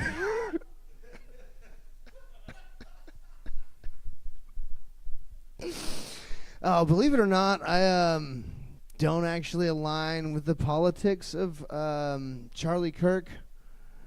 But I really do support anyone who's willing to stick their neck out for something they believe in, you know? Yeah. I don't know how you guys feel about the current president, but I just think all these attempts on the man are just proof that it doesn't matter how good you are, like Call of Duty, you can't do this shit in real life, you know? Can we get someone who's qualified? I don't know. I am not a morning shitter. Fun fact, I guess. It's just not really my thing. And my wife likes, or my wife, she's not really my wife yet. But anyways, she likes to give me a hard time about it. Because I'll be eating something and I know when I'm going to shit next. Like, she's like, you plan your shits. And I'm like, no, I don't. I just know my body well. But I'm starting to adapt to, like, her work schedule and when she's up and down and all that, and it's making me shit in the mornings, and like, no pun intended or full pun intended, I don't care, it's just a shitty way to start the day, you know. I really don't like it. I was recently wondering how's, like, everyone's always wondering how's Waldo, and, you know, asking how's Waldo and everything, like, where's Waldo? I fucked myself. Everyone's always asking where's Waldo, you know? And I think everyone should just be asking how's Waldo, like, or what's the smell coming from Waldo's apartment? Like, how come we haven't seen him in so long? Maybe he's somewhere in the world with Carmen Sandiego. I don't know. I actually, Ian mentioned that I've been to jail several times, and as of last year, I am a felon. Woo! It sucks trying to get a job when you're a felon and they look at you and you don't have enough tattoos for them to believe that you're a felon. And so you have to go through like almost the whole hiring process where they actually run your background check and shit, and it sucks. I really think that once you go to a job interview, whatever they're gonna pay you per hour, they should at least give you for showing up to the fucking job interview. You know what I mean? Like, I don't know if they looked at the application online before they told me to come in person, but you know how far I'm fucking driving, right? I don't know. No one cares. Let's see. I miss drug dealers that actually take cash.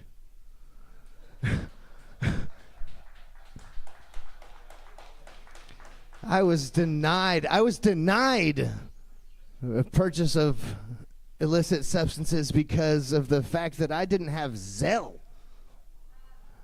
I'm sorry, I don't make enough money to have an actual bank account, dude. Can you get Cash App for us broke people?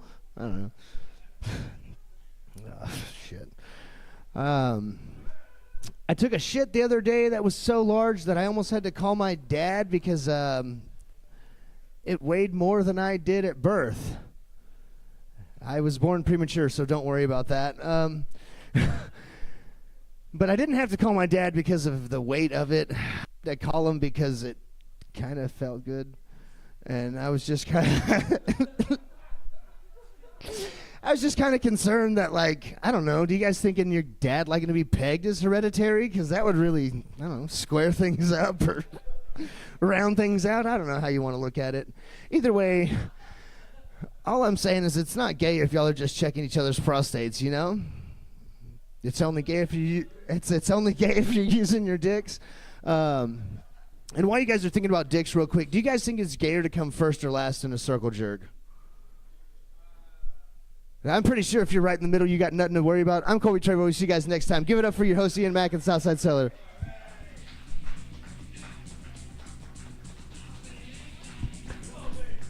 Colby Traver, everybody. Colby's been writing. Your next comic coming up to the stage. If you know the word, sing along. F-I-N-K. It's Anthony Fink, everybody.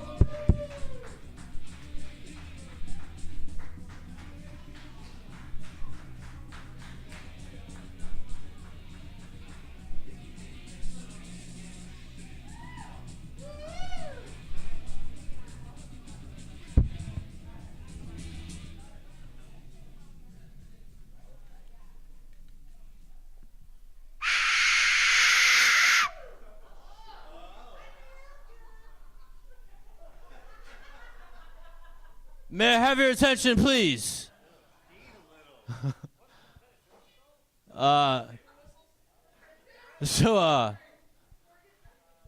went on Amazon and purchased me an Aztec death whistle. Just wanted to share that with you guys real fast. Just gonna put that little fill up here. Anyway, thank you for your attention. Thank you. I just wanted to say that going down on a woman right after a period is not that bad. Just kind of tastes like nickels and pickles. That's it. No.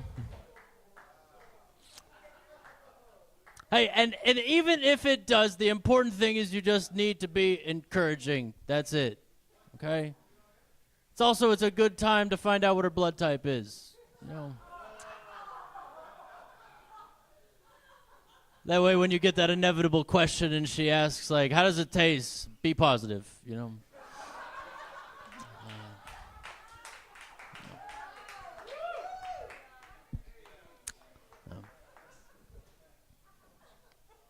For anyone that's grossed out, it's okay. I just have an iron deficiency. This is it's just a thing. I just rotate these ladies out like a cycle once a week. Sometimes every 3 to 5 days, depends on, you know. Everyone's different. Like a vampire, I want to suck your bloody pussy.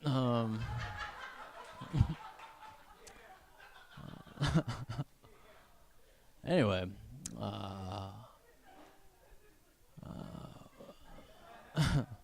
Settle down, guys.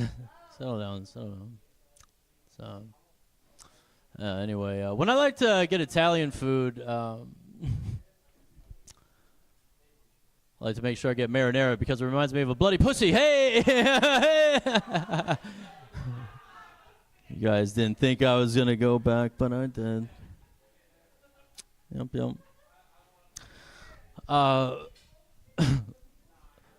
Let's shift gears, shall we?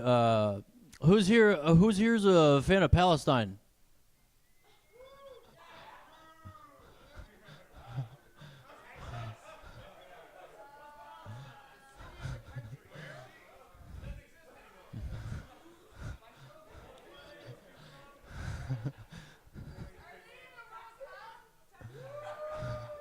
We got one in the back. We got one. Me too. No, me too. Yeah.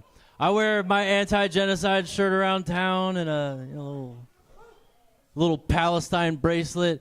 I even started shaving my pubes into a little Hitler mustache.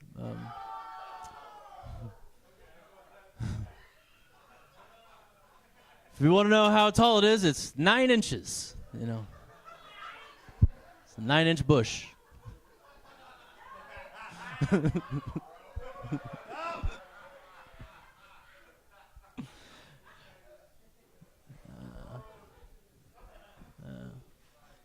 Anyway, I really wish I had a vagina. Not for any like weird like transsexual reasons. I just want to know what it feels like going in. You know what I'm saying?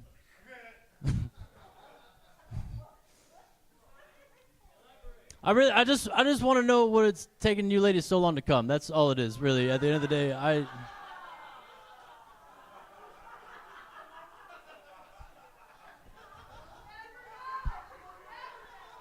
feel like I can figure it out in a fortnight. That's all I'm saying. Just give me the hardware. I'll figure it out. No. Just give me the hardware. No, I know what the problem is, ladies. It's because every time you look back at me while I'm clapping cheeks, I'm back there waving like Lieutenant Dan. I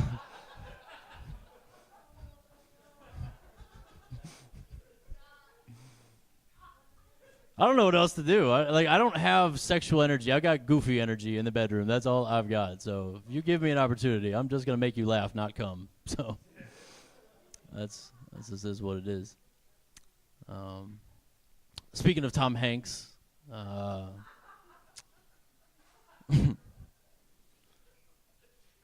I speak 6 languages, and I started doing this impression of Tom Hanks from the very famous movie Castaway.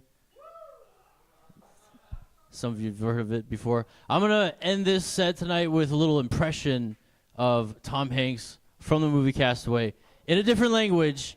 You guys got to guess which one it is, okay? Okay? This is The Raft. Okay?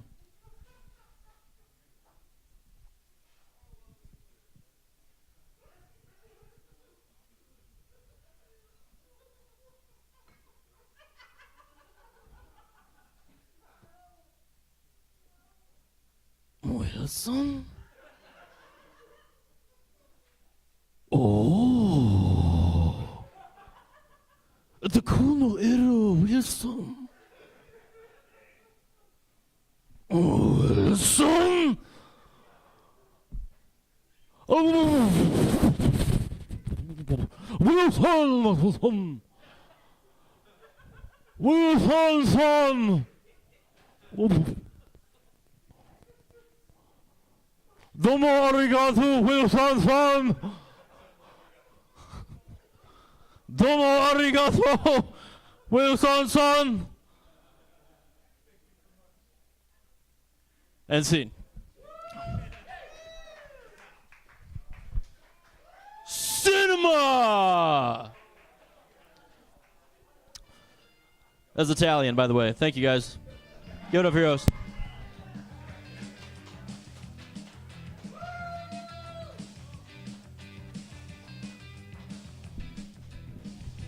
Anthony Fink, everybody! It was Japanese. Hey. You. Yeah, okay. Hell yeah. What are you talking about over there, dude? yeah, I know that was Japanese, dude. Yeah, bullshit, that was Italian. Hey, this next comic, oh my God, I love this guy so fucking much. The year was 2020. It was my first show at Lola, actually the Moon Bar, holy shit. This man, it was my birthday in January of 2020, and this was the only kiss I got all night. Put your hands together for Jorge Cortez, everybody!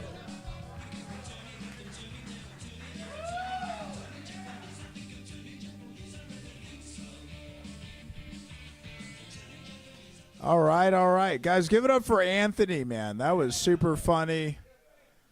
Oh, give it up for Nick. Give it up for the bar. Give it up for the production crew. Give it up for the bathrooms.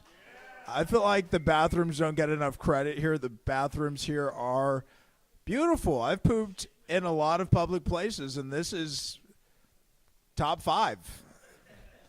Probably top 3 because I take a lot of chances, you know. I'm not picky. I'll hover, you know. I'm like a lot. I got undiagnosed stomach problems, so I've had to poop in a lot of places I didn't want to, you know. But the bathrooms are great, man. They got a lot of motivating images in the restroom. They got nice pictures of other people pooping. It makes me feel safe pooping in public because you never want to be that person that's shitting in public and ruining the atmosphere of the bathroom, you know, because you don't want to be like, oh, man, I would hate to be the person that follows me in this restroom, you know. But that's how it goes sometimes. Man. Any of the guys in the room into penis enlargement? I love that stuff. That stuff's great. It's more of like an ideology than a tangible thing, just kind of like any other religion, you know what I mean? Like I believe in Jesus Christ, and I believe that you could add 2 to 5 inches to your dick with, you know, any of the aforementioned penis enlargement protocols. I just like watching the videos. You don't get it. Maybe if you're not a penis owner, you may have a hard time understanding where I'm coming from. But one of the fun things about a penis enlargement video is you start watching it ironically. And then as a penis owner, within the next 30 seconds, you're kind of bought in. You're like, I'll hear them out. I'll hear them out. They're meeting a lot of my concessions, you know. It's fun. It's exciting. It gives you something to believe in, you know. You know it's full of shit. And they oversell it, though. Once they oversell it, you're able to come back down to earth, you know, and you'll be like, okay, I've had enough. And then they just rope you back in and they resell the whole thing. It's just like the ultimate mind fuck. It's good stuff.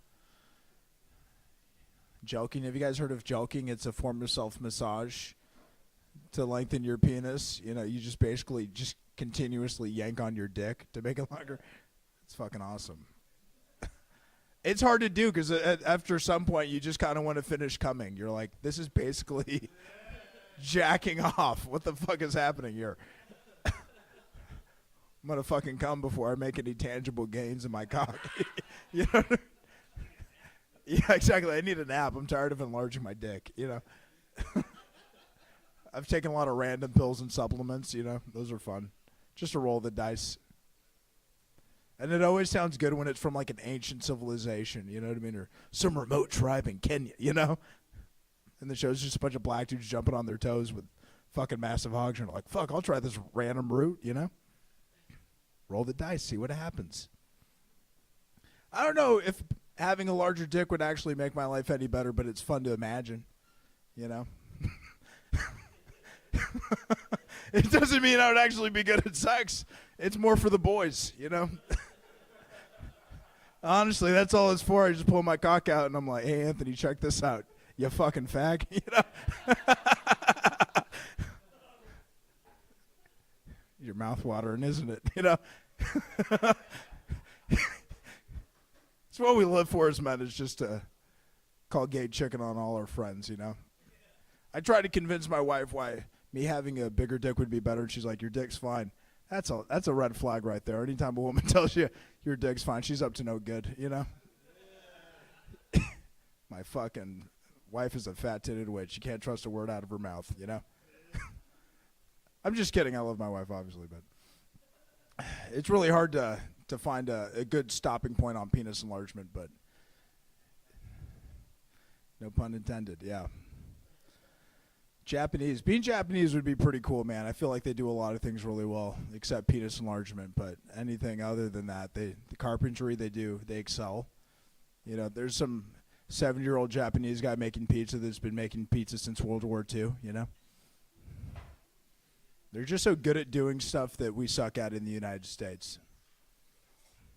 I imagine that to someone, and they're like, "Yeah, but they killed themselves more than everybody else." I was getting my hair cut. And I'm like, hey, what do you want to do? And he's like, I don't know. Cutting my hair is just kind of like a starting point. I'm like, what if you're in Japan, though? They do like the same thing for their whole life, and they just get really good at it. And he's like, well, they kill themselves a lot. And I'm like, well, that's a good point. I couldn't imagine being a pickleball coach my whole life. Just being some hunched over fucking wetback, just like fucking hobbling onto the court. But I'm like just a really good pickleball coach, you know? This is Jorge. He's been coaching pickleball for 80 years. You know, it's like the lessons are just so good. There's so much wisdom, you know. They're handcrafted. Everything Japanese is handcrafted. Did you know that? It's handcrafted by a Japanese artisanal boba maker, you know. Man, I think I should have stayed in the pocket of penis enlargement. That wasn't as good as. I don't think Japanese people are as compelling as penis enlargement, you know. I'm just saying. You know what I haven't tried? I've experimented with a few different methods, but I haven't tried positive self-talk. Like, what if I just manifested a bigger penis? You know what I mean? Like what if I instill into my penis the same positive feedback that I wish my dad would have given me? Would I have been a better man if my dad was a more supportive father? You know, like, what if my penis is literally just a little version of myself? You know. Okay, I can't do anything else with this. I'm going to stop. Thank you.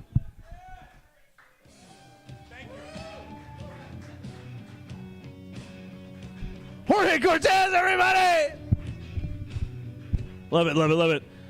We are moving right along, friends. We've had a few drops, but hey, guess what?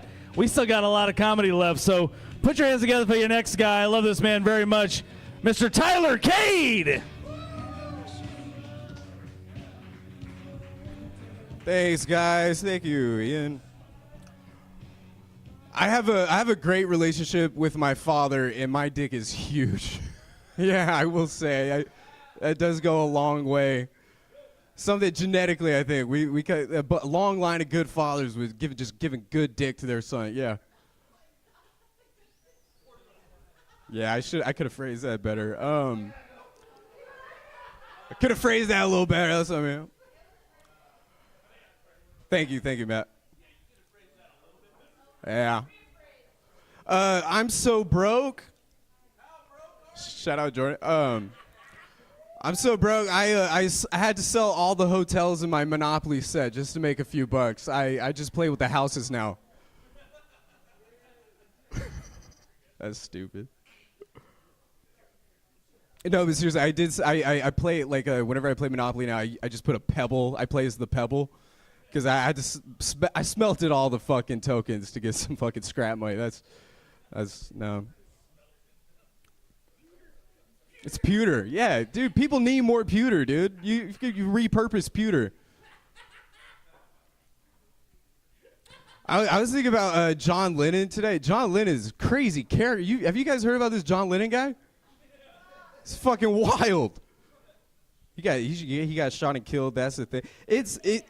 He was like always a bad dude, right? Like I think my Beatles heads, y'all know what I'm talking about. He's a piece of shit. John Lennon's a piece of shit. I'll say it. George till I die. Fuck y'all. Oh my god. But yeah, no, John Lennon's a piece of shit, man. Y'all know that one? Like the solo stuff's crazy. Y'all know that one song? You know the song with the word? Dude, woman is the blank of the world. That's crazy. I never understood that until I watched a movie with a woman. I'm like, Jesus Christ. Shut up. No, okay, I thought that would work better. You get where I'm going with it, right? Is something there? No? It snaps on it? Okay. You guys good at breaking up? Anyway, y'all are couples. Y'all have been in breakups. Y'all are people. Y'all good at it? By round of applause if you're good at it. I want to hear. How do you do? I'm great at like getting broken up with. That is like I'm really good at that. Is doing the breaking up that I have like a really hard time with. You know. Like currently actively like thinking about it. No, it's like I'm like in the past like my version of doing the breakup has just I'll create a situation where it'll be their idea. You know, like that level of like I'm just a pussy is what I'm realizing. Gaslighting, yes, thank you. That's the word I was looking for. I love doing that. I love doing that shit, dude. I miss it. I used to dude. Gas lighting out the fucking ass, dude. It was amazing. But no, I'm like a good guy now and shit. It's really difficult to do.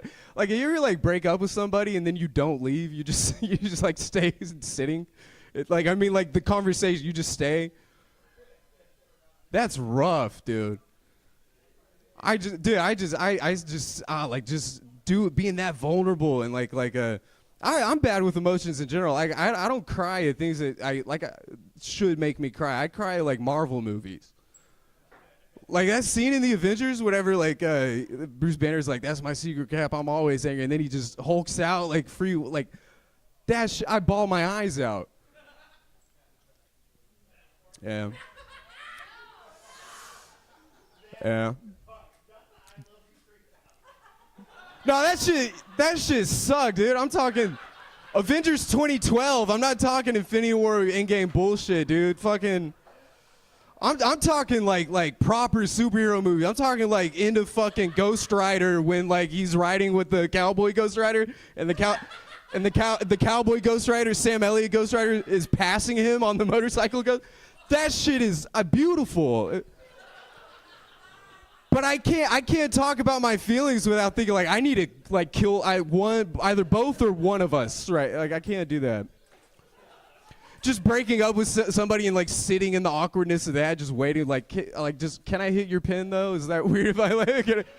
I need to cope. I need to cope right now. I'm feeling things. I need to hit the weed. Last time I tried to break up with somebody,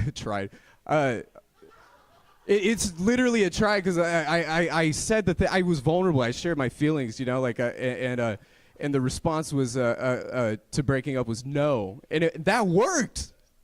Is that crazy? I'm happier than ever. I thought it worked would have hit harder. I don't know, man. It's like a closing a relationship. I don't know. Like I want to be able to tie a nice little bow on it, but I don't know how to do that. I like just loose fucking ribbons. I can't tie a bow. I was trying to tie a bow on this fucking set and then I fumbled it. It's sometimes I feel like I'm stuck in like a loveless marriage, you know, except it's like her loveless marriage and not mine. No, I thought that would have hit harder too. All right, I'm done. Give it up for Ian, everybody.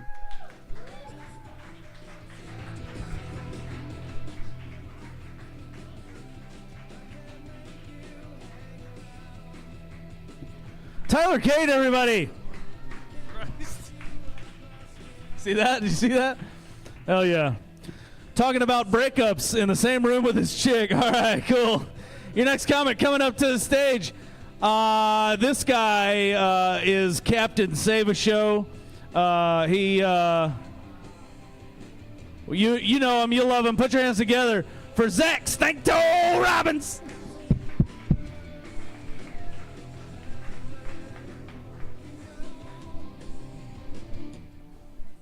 Haha, that's my favorite band, and he knows it. I got a fucking tattoo, dude. That's not funny. Nobody cares. Hey, y'all ever meet a random girl at your weed dealer's house, and then the next day she friends you on Instagram, invites you over to take some Molly, and then licks your butthole, and now you're engaged? Well, you need a better weed dealer then, bro. I can hook you up. I know in my life I never want a prolapse anus. Might go for an amateur lapse one, though.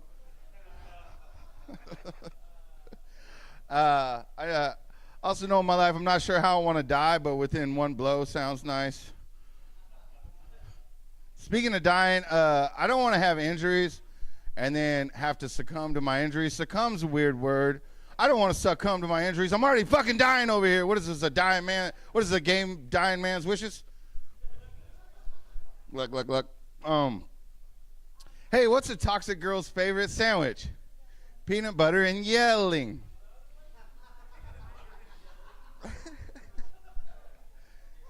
Hey, what do airplanes and your ex-girlfriend, what do airplanes and your ex-girlfriend have in common?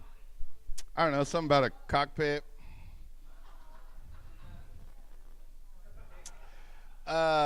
Somebody up here was talking about ED earlier, and I thought they were talking about emotional damage, because that's the kind of ED I got. But I also have ED from the ED. Fucking chicks.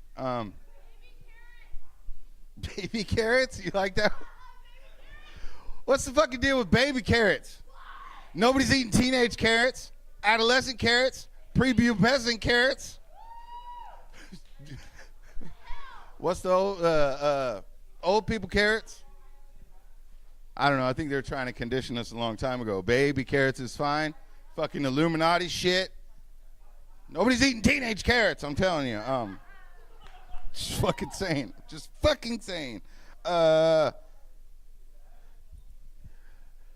when your girl hooks up with one of your friends, it's called an Eskimo brother, right? But what happens when a girl hooks up with your best friend? It makes her a Super Mario Eskimo brother. Dude, I recently got hacked and I had to change my password, and now I can't use my dog's name as a password because my dog's name is password. I gotta change my dog's fucking name now? Okay, 1, 2, 3, 4, 5, you're out of here.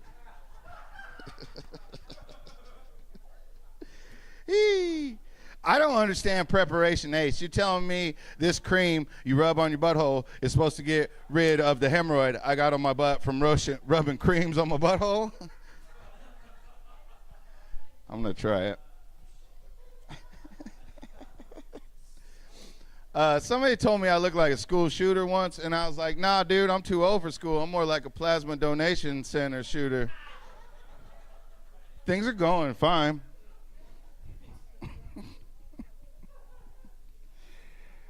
Dude, my cat got hit by a car a couple weeks ago, and he was touch and go for a couple days, but he fucking pulled through.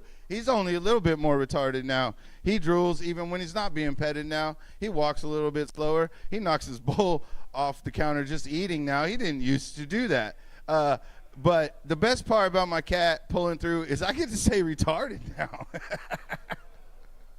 love you, little guy. There's 2 reasons I could never be a woman. The first reason is I'd be the kind of woman that pulls her titty out and licks it in public for attention. And the second reason is I take too much accountability for my actions. I like that one. I don't care. I'm helping raise one of my nephews at my house. I got a 16-year-old nephew, and he asked me, hey, uncle, why do women queef? And I say, in my experience, usually reaching for their vape afterwards. Squawk. I want to do a new show that's kind of like Are You Smarter Than a Fifth Grader? But the host is going to be Chris Hansen. So it's going to be called Are You Fucking a Fifth Grader? I don't know if that one will work. I want to mix a dating show with Naked and Afraid. It's going to be called Dating and Afraid, but I can't do it because there's already Facebook dating. If you know, you know. Hey, what do Jeffrey Epstein and black dudes have in common? They both be saying fuck them kids a lot. Well, not anymore, but I don't know if you could tell that I'm really smart, but I do dumb things. I do dumb stuff like I named my lawnmower Jason. Yeah, now it's Jason Momoa. I went too far. I painted it light blue, and now it's Aqua, man. You're dumb. Shut up. Go away. I'm talking to myself. Sorry. Does anybody know what the sexual term DDLG means? Good, because if you do, you're a fucking creep. It means daddy, daughter, little girl. Role play. Yeah, I didn't know about it, okay? This girl sprung it on me in the bedroom, and she was like, oh, you're a naughty old man for sneaking in my bedroom and touching me there. And I was like, I wasn't down with it, okay? So I had to double down, and I was like, well, you're a naughty 10-year-old girl for coming in here and touching my 5-year-old little pee-pee. And check it out, she doesn't call anymore.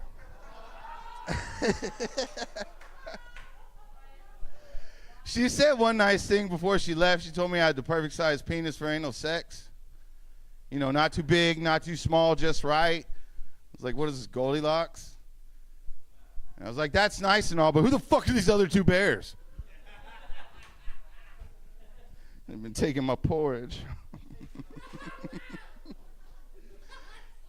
Hey, you know, when you were too small to drive, they used to put, I don't know if anybody's ever heard of this, it's called a phone book. You put a phone book under if you're not big enough to drive. And I just wonder if anybody has a phone book, because I want to put one under my dick, see if it increases the height. Just don't have a fucking phone book. All right, guys, my name's Stank Toe. You can follow me on eBay. Y'all have a good night.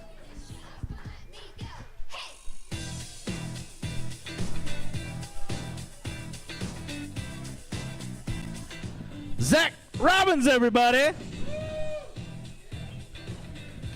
Woo. Yeah, man. We are moving right along, moving through this list really, really quick. This next comic, eventually we will have a podcast. Should be fun.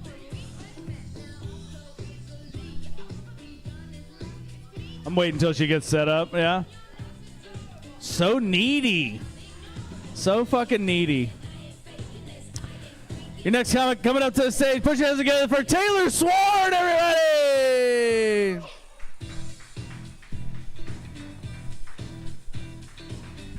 What the fuck is up? I know. Guys, I'm so excessive, I'm sorry. She's so excessive. I bring an urn and a tripod and my notebook, and I'm not gonna fucking look or touch any of it. Thank you, Clyde. Let's give it up for Clyde, the unsung hero. Thank you, Ian. Thank you, Matt. What did Jonna say you could do? Okay, well, that's crazy. Anyways, Jonna looked great. She had a good red lippy on. Anyways, I'm gonna focus again. I ship y'all. That was for me. What's up, sluts? We're all sluts. Some of us are sluts. I'm not anymore. I'm in a new relationship. He recently tried to break up with me. Call back? No, it's fine. I'm not landing tonight. Thank you, Anthony. Thank you, Tony the Tiger Torres. Yeah, I know. I was like, after all these other micers, they're gonna come clamoring for me. He was like, I don't know. I'm waiting for him to spread the word that I'm not that big of a deal, so that like maybe I can be less freaked out about being creeped on or sexually assaulted. You guys are all great. You know about men. No, never once. It's just, it's always looming. Girls, you know what I mean. Also, men, rape happens to everyone. You know what's crazy, Clyde? Because I haven't actually gotten any of this genius material recorded at all. That's fine. I should probably just kill myself. Y'all think that's funny? No, I won't do it. I've gotten too hot at the age of 37. I got to see where we can go with this. Yeah, I'm going to look at my notebook and do this. Hey, look, guys, maybe I'm not so excessive after all. Oh, by the way, this is my mom. This is stage mom. She's dead. Come on in, Mom. We fucked with them again. Yeah. No, she died. I'm the more I bring her on stage, it's like, you know, we're over it, right? No. It's numbing me, but also I get to talk about her. Guys, I'm going dark. I don't know. Yeah. Hey, let's take it back to an oldie. Let's go dark, guys. I'm going to go back. You know what? Someone told me to just be myself, do what felt right. Y'all, another reason why I might want to kill myself. I'm pretty sure my kid wants to fuck me. I know, that's what I keep telling him. Same. I was against the government and their pro-pedophilia propaganda. Oh no. They wouldn't call if they were going to swoop in and take me away. No, I'm pretty sure my kid wants to fuck me, and it's strictly because he's just trying to grab my ass and tells me he wants to marry me and like we should have a kid when he's 43. I don't know, like that's all. Yeah, that's a good question because he's 6 years old. So like, you know how when you're really horny when you're 6? What, just me? That's the first time I've said it that way. No, just me that's terrible. Ah! Don't blame me, I was recently broken up with. By my younger boyfriend. Yeah. Yeah, please don't do it again. No, guys, I'm really high and I'm having a great time. No, it's fine.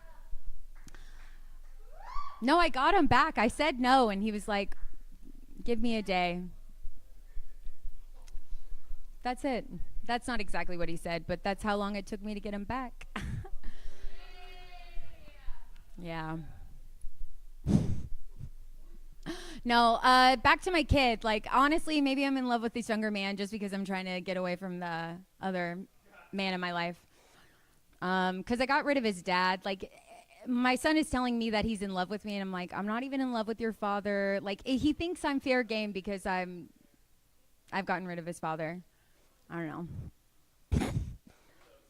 Women be property. No. He was telling people we were going to get married, and while I was like, you're too poor. We're too poor. No, because I'm his mom. He's 6 years old. He's not even making as much as I thought he would on Roblox. Like, I'm like, work harder. Oh, he graduated from kindergarten today.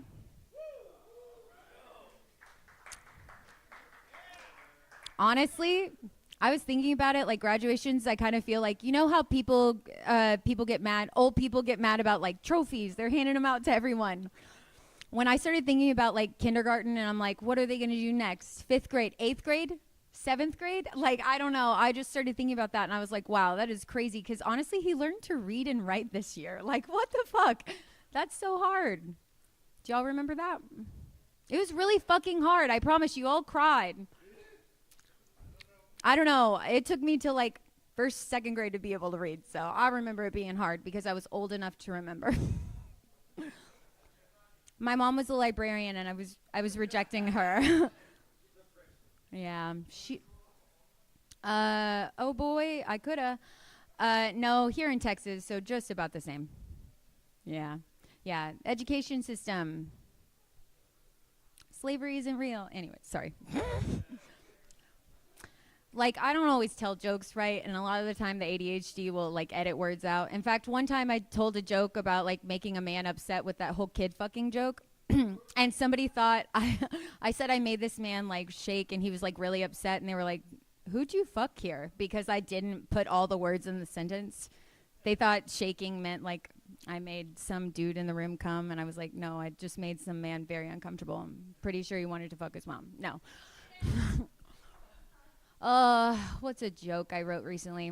Oh, I was telling somebody I was super happy that we can say the R word again. Rejoice. In his name, Donald Trump. No, that was, I'm just riffing. I be riffing. It's depression and weed and adrenaline. Woo. No, yeah, rejoice. Obviously, I'm talking about rejoice. I'm talking about retard, and it's because I'm here tonight to tell you I'm one of them. Yeah, no, I watched this video on Instagram, like, where I get all my, like, scientific journalism. Not even TikTok. I'm, like, a millennial, so I'm just, like, saying Instagram instead of TikTok. No, but they were saying, like, imbecile and stupid. That all used to be medical terms. Did I get the light yet? Oh, I was just checking in. Whatever. I'll stay up here for days. No, I just wanted to make sure I'm not running it, because... Oh, fuck. Guys, you're getting extra stuff tonight. No, but they said, like, stupid and imbecile was, like, a medical terminology, and I was like, I'm too stupid and so much of an imbecile, I didn't even know that. So, anyways, I'll still never say the F word, and only the N word in my mother's name. Anyways, guys, I don't know. That's a new one. Jesus Christ, white people are bad, and I'm one of them. Love y'all. Have a great night. Love you, shit show.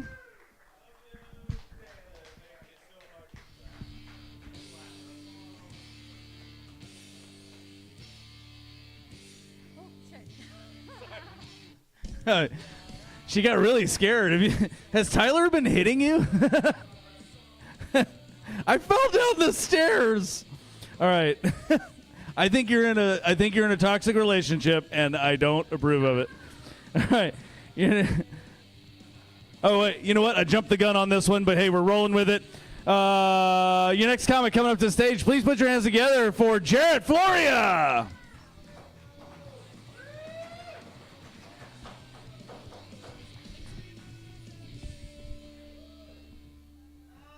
Oh yeah, yeah. So this Thursday is my dad's birthday. I will not be celebrating with him. I will not be. It's in a kind of retaliation because on my 7th birthday, instead of celebrating with me, he was watching my brother be born, just replacing me 7 years in, just decided, nah, we'll get just a fresh new one. Same day, same last name, everything. No, same last name, not same day, same last name, everything. Yeah, no, we would. There was a couple of years that we would celebrate together. Like even like when my brother was like, I don't know, like 6, 7. He would make sure that there was like my name on the cake and stuff. And then a couple of years after that, it just became like, oh yeah, shit, your birthday's today. I guess here's $5. Yeah, he has a present. You get $5. And yeah, no, instead of celebrating his birthday, I'm going to watch scat porn. I'm going to watch scat porn just because, just like him, I'm going to watch a piece of shit fall at a lady. And me and my dad have a weird relationship. I would never take advice from my dad because I find it hard to take advice from a guy with an insane clown posse tattoo. Like, if your body is a temple, he's dedicated an entire wall of his temple to a couple of clowns that don't know how magnets work. Like, you're going to tell me, like, some relationship advice? Figure out the relationship between North and South Pole first, then we can start talking. My dad, he has a lot of tattoos, actually. He has my name in Japanese on his forearm. And he actually, I think my brother's tattoo is cooler. He has his handprints from when he was a baby on his chest, which I think is way cooler. Worse off, my dad got my tattoo covered up. He now has Jack and Sally from Nightmare Before Christmas. You know that movie? It's pretty sick. That's, I guess, a better choice. I guess my name was the Nightmare Before Christmas tattoo. Yeah, that was an interesting choice on his part, but whatever. Yeah, no, instead of hanging out with my dad, I'm going to hang out with my dogs. Not like my homies, but my bark dogs, those ones. Yeah, I got 2 of them. Toby and Trixie. Trixie's, she's got these, like, gigantic ears. She's got, like, bionic ears. I mean, she can hear everything. I'm pretty sure she can hear this set I'm doing right now all the way from the car she's locked in. Don't worry, guys. Don't worry. I left the car running. The windows are cracked. She's perfectly safe in my garage.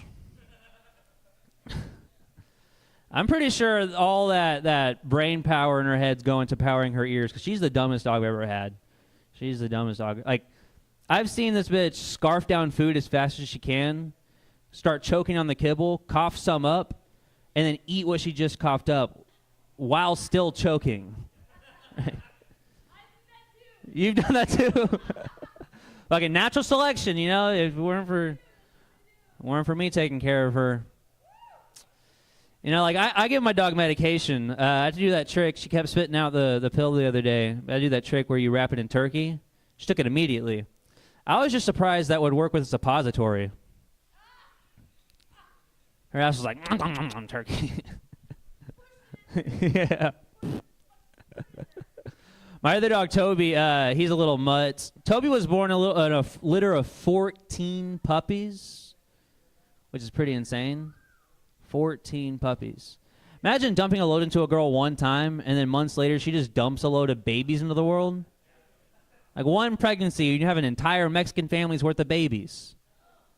Fucking kill myself, man. But now I got my dog Fix, which Fix is such a weird choice of words when you're talking about a dog who's had their balls cut off. Like, I don't know. I think Fix is only appropriate if your dog's trans. Then yes, the balls were the problem. Right. Well, my dog Toby didn't come home from the veterinarian walking around with more confidence, like he finally feels comfortable in his body. He came home all ashamed, avoiding all eye contact. His cone of shame. Just a broken man dog. How come veterinarians don't offer like dog vasectomies? Like right now is not a great time for Toby to be starting a family. But what if later on down the line he wanted to be a dad? I've taken that option away from him. You can reverse a vasectomy. I don't even know where his balls are. My theory is veterinarians, they're like cutting and collecting these dog nuts and selling them on some underground dog nut black market. Their biggest customers being like Chinese buffets. Or seafood restaurants, right? Seafood restaurants. Why do you think they call them hush puppies? That's what the veterinarian says as the anesthesia kicks in, just hush puppy. I got some silly ones. I got some silly new ones. Batman is waiting at a unisex bathroom, and he's second in line. There's a woman and her child in front of him, and as they go in, 16 nuns walk into the establishment. And Batman, being a gentleman, he lets these 16 nuns cut in front of him. So instead of being next in line, the order is now nun nun nun nun nun nun nun nun nun nun nun nun nun nun nun Batman. What does a Jew on Yom Kippur and Sonic the Hedgehog have in common? They both got to go fast. And if you hit them, gold coins will fall out. What does a Catholic priest on Ash Wednesday and Sonic the Hedgehog have in common? They both got to go fast. And they like hanging out with the foxy boy for the tail. What does a Muslim on Ramadan and Sonic the Hedgehog have in common? He's got to go fast, and neither of them can draw the Prophet Muhammad.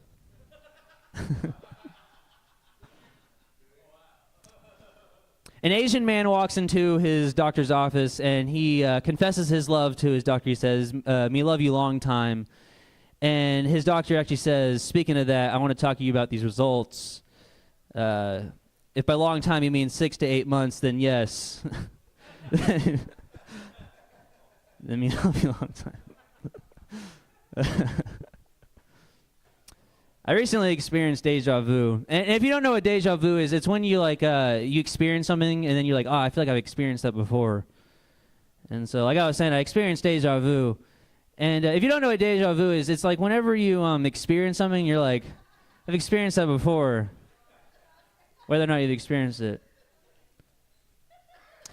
But like I was saying, I was experiencing deja vu the other day, and if you don't know what deja vu is, I've been Jarrett Floria. You guys have a good night.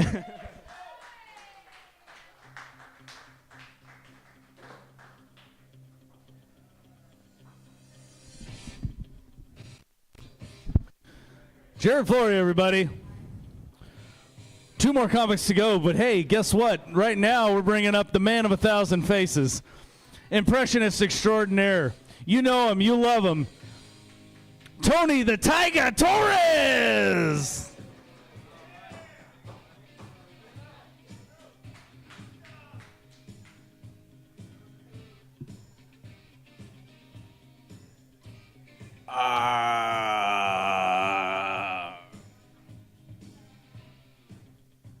Yeah, man. Give it up for even Mac, everybody. Man. Matt behind the bar. The beer is just fabulous tonight. Man. Hey, guys, I made it on the list at the shit show. Could you believe that?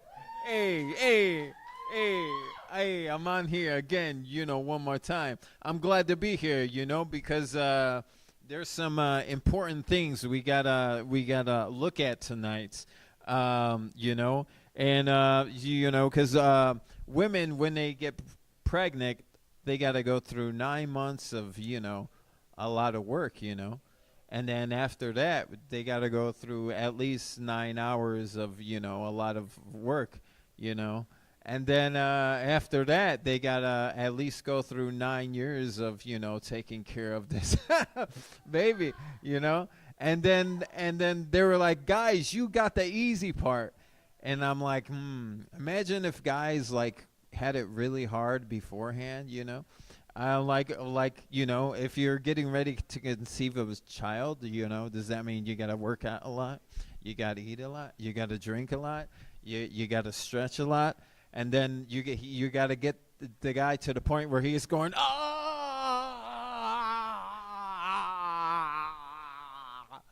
and it just takes a lot out of him, and then he takes out so much that he has to go to sleep, and but you don't know what goes on.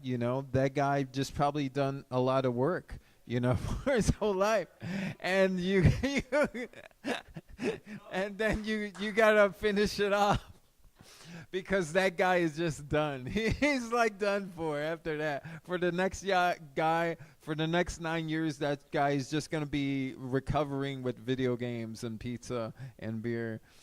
And then you, the woman, have to do the rest of the work. I'm excited about a new movie coming out soon. I'm a big Beatles fan. And I heard that there's a Beatles biopic coming out. And I'm really excited because I always been a Beatles fan. I could just only imagine the scenes that would happen in a movie. It'd be like, George, what the fuck are you doing today? John, I'm just playing my guitar. What do you think it's doing? Weeping? Huh? John, just let George do his thing, He's always complaining. So you might as well let him play guitar now, because then later on, on the next album, you say, hey, I don't want George on this song. Shut up, you bloody Paul. Guys, could we just play in peace and love, I could only imagine what the scenes would be like, Hey, thanks, man. Hey, man. Hey, I love the Beatles. The Beatles are awesome, man. When I was a kid, when I was a teenager, all the way up into my mid-20s, I did a lot of masturbation with my eyes. I don't know if you understand what that means, but, with your pee-pee, you're trying to get some white liquid out. But with your eyes, you're just trying to get the tears out. And that's eye masturbation. And so what I would do, I would listen to the soundtrack of Titanic, and I would get really weepy, and I would masturbate with my eyes. I'd be like, every night in my dreams, I see you. Jack, don't do me. Don't do me like this, Jack. Rose, you're gonna grow old to a big old lady. And you're gonna die really warm in your bed.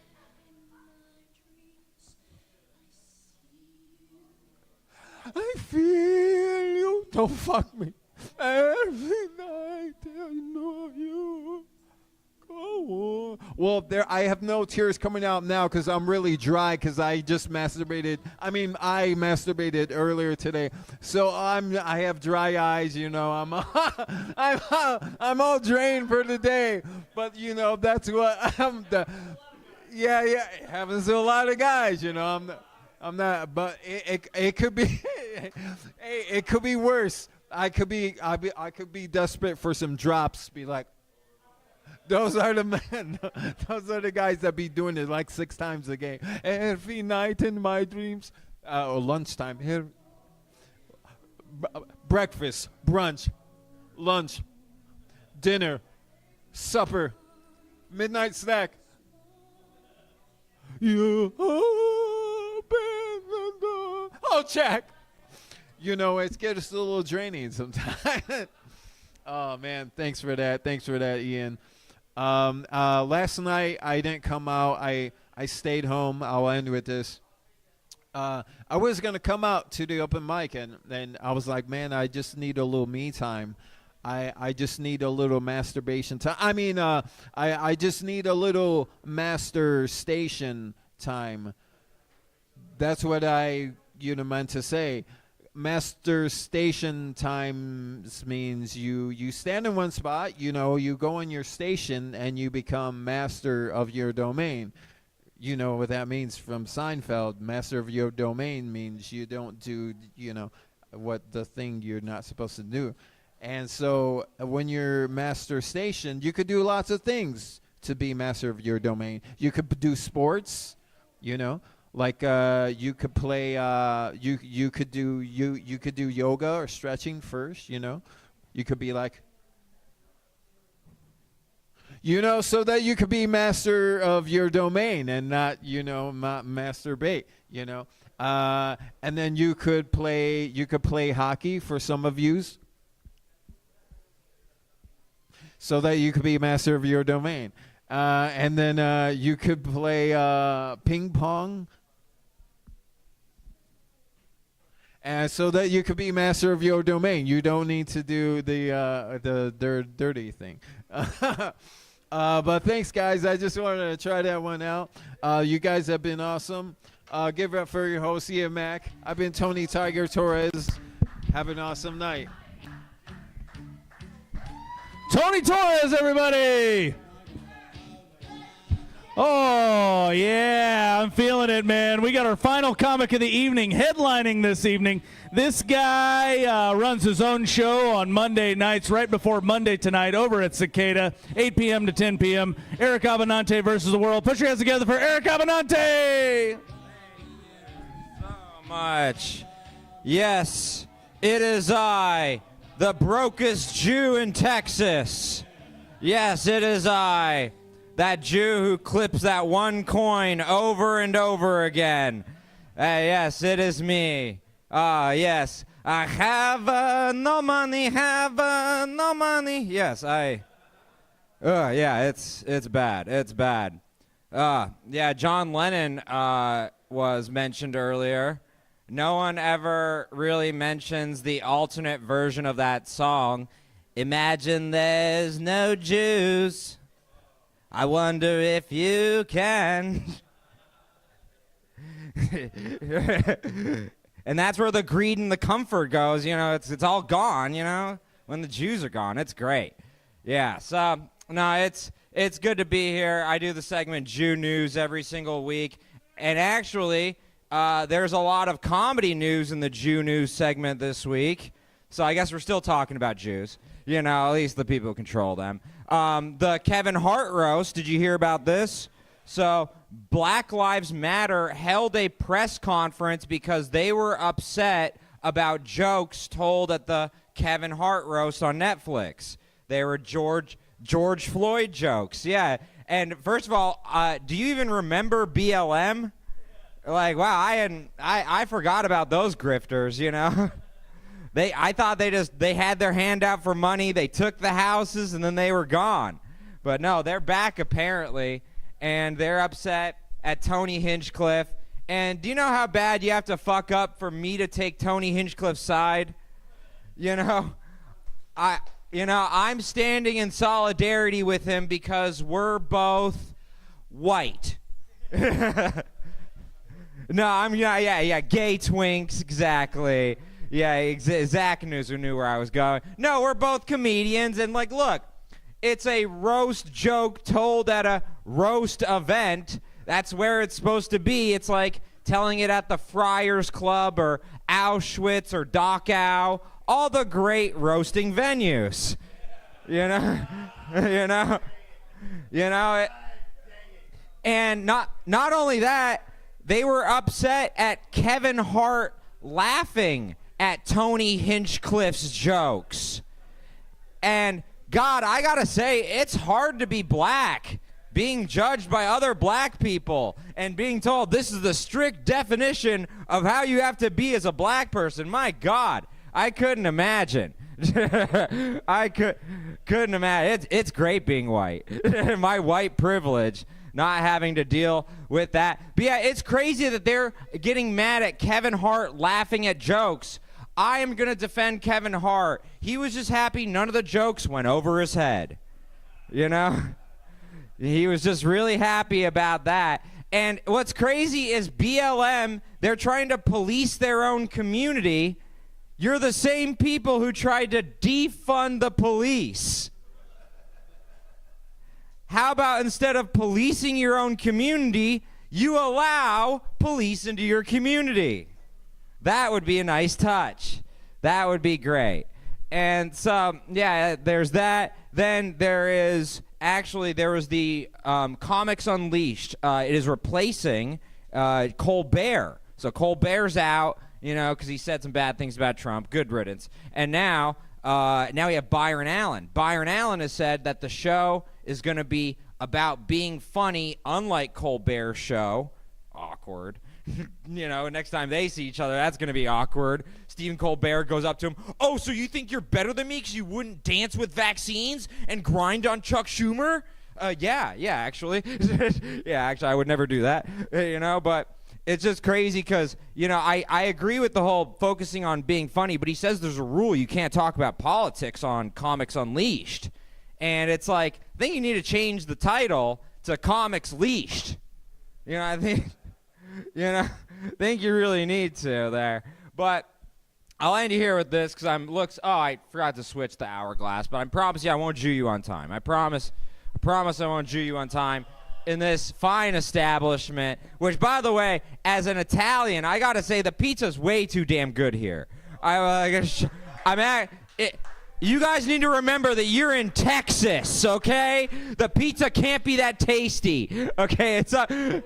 I was actually like stunned and shocked, you know. But yeah.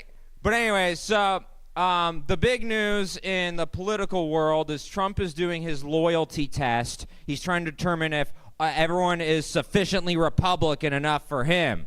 You know, and Trump knows a lot about loyalty. He was giving the same loyalty speech to his first wife before he pushed that bitch down the stairs and killed her.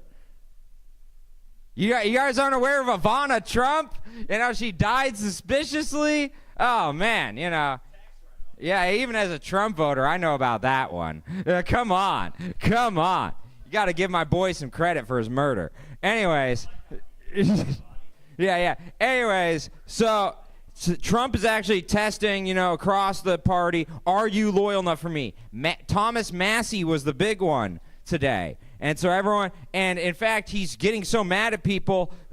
Lauren Boebert, the hand job chick, she was campaigning with Massey, and now Trump wants to have her out. You know, and Trump went on this screed and tirade. He was so mad. And I was like, dude, you need to calm down. Sounds like you need a hand job from Lauren Boebert. But what's crazy is, so Laura Loomer, she came out and said that Thomas Massey is sleeping with Lauren Boebert. Wow, Massey's getting some assy. You know, he is motoring that Boebert. That's amazing.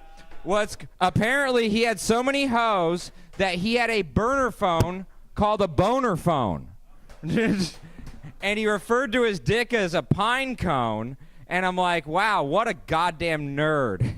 He has to organize pussy, but he has an Excel spreadsheet of bra sizes. And a pine cone, that's like the worst nickname for the junk I could think of. Aside from my high school nickname for my junk, the Chernobyl cheese grater.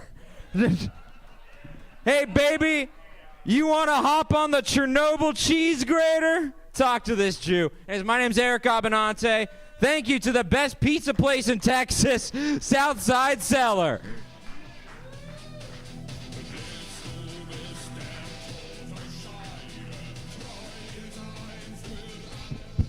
Eric Abenante, everybody! Closing it out for us right here at the old shit show.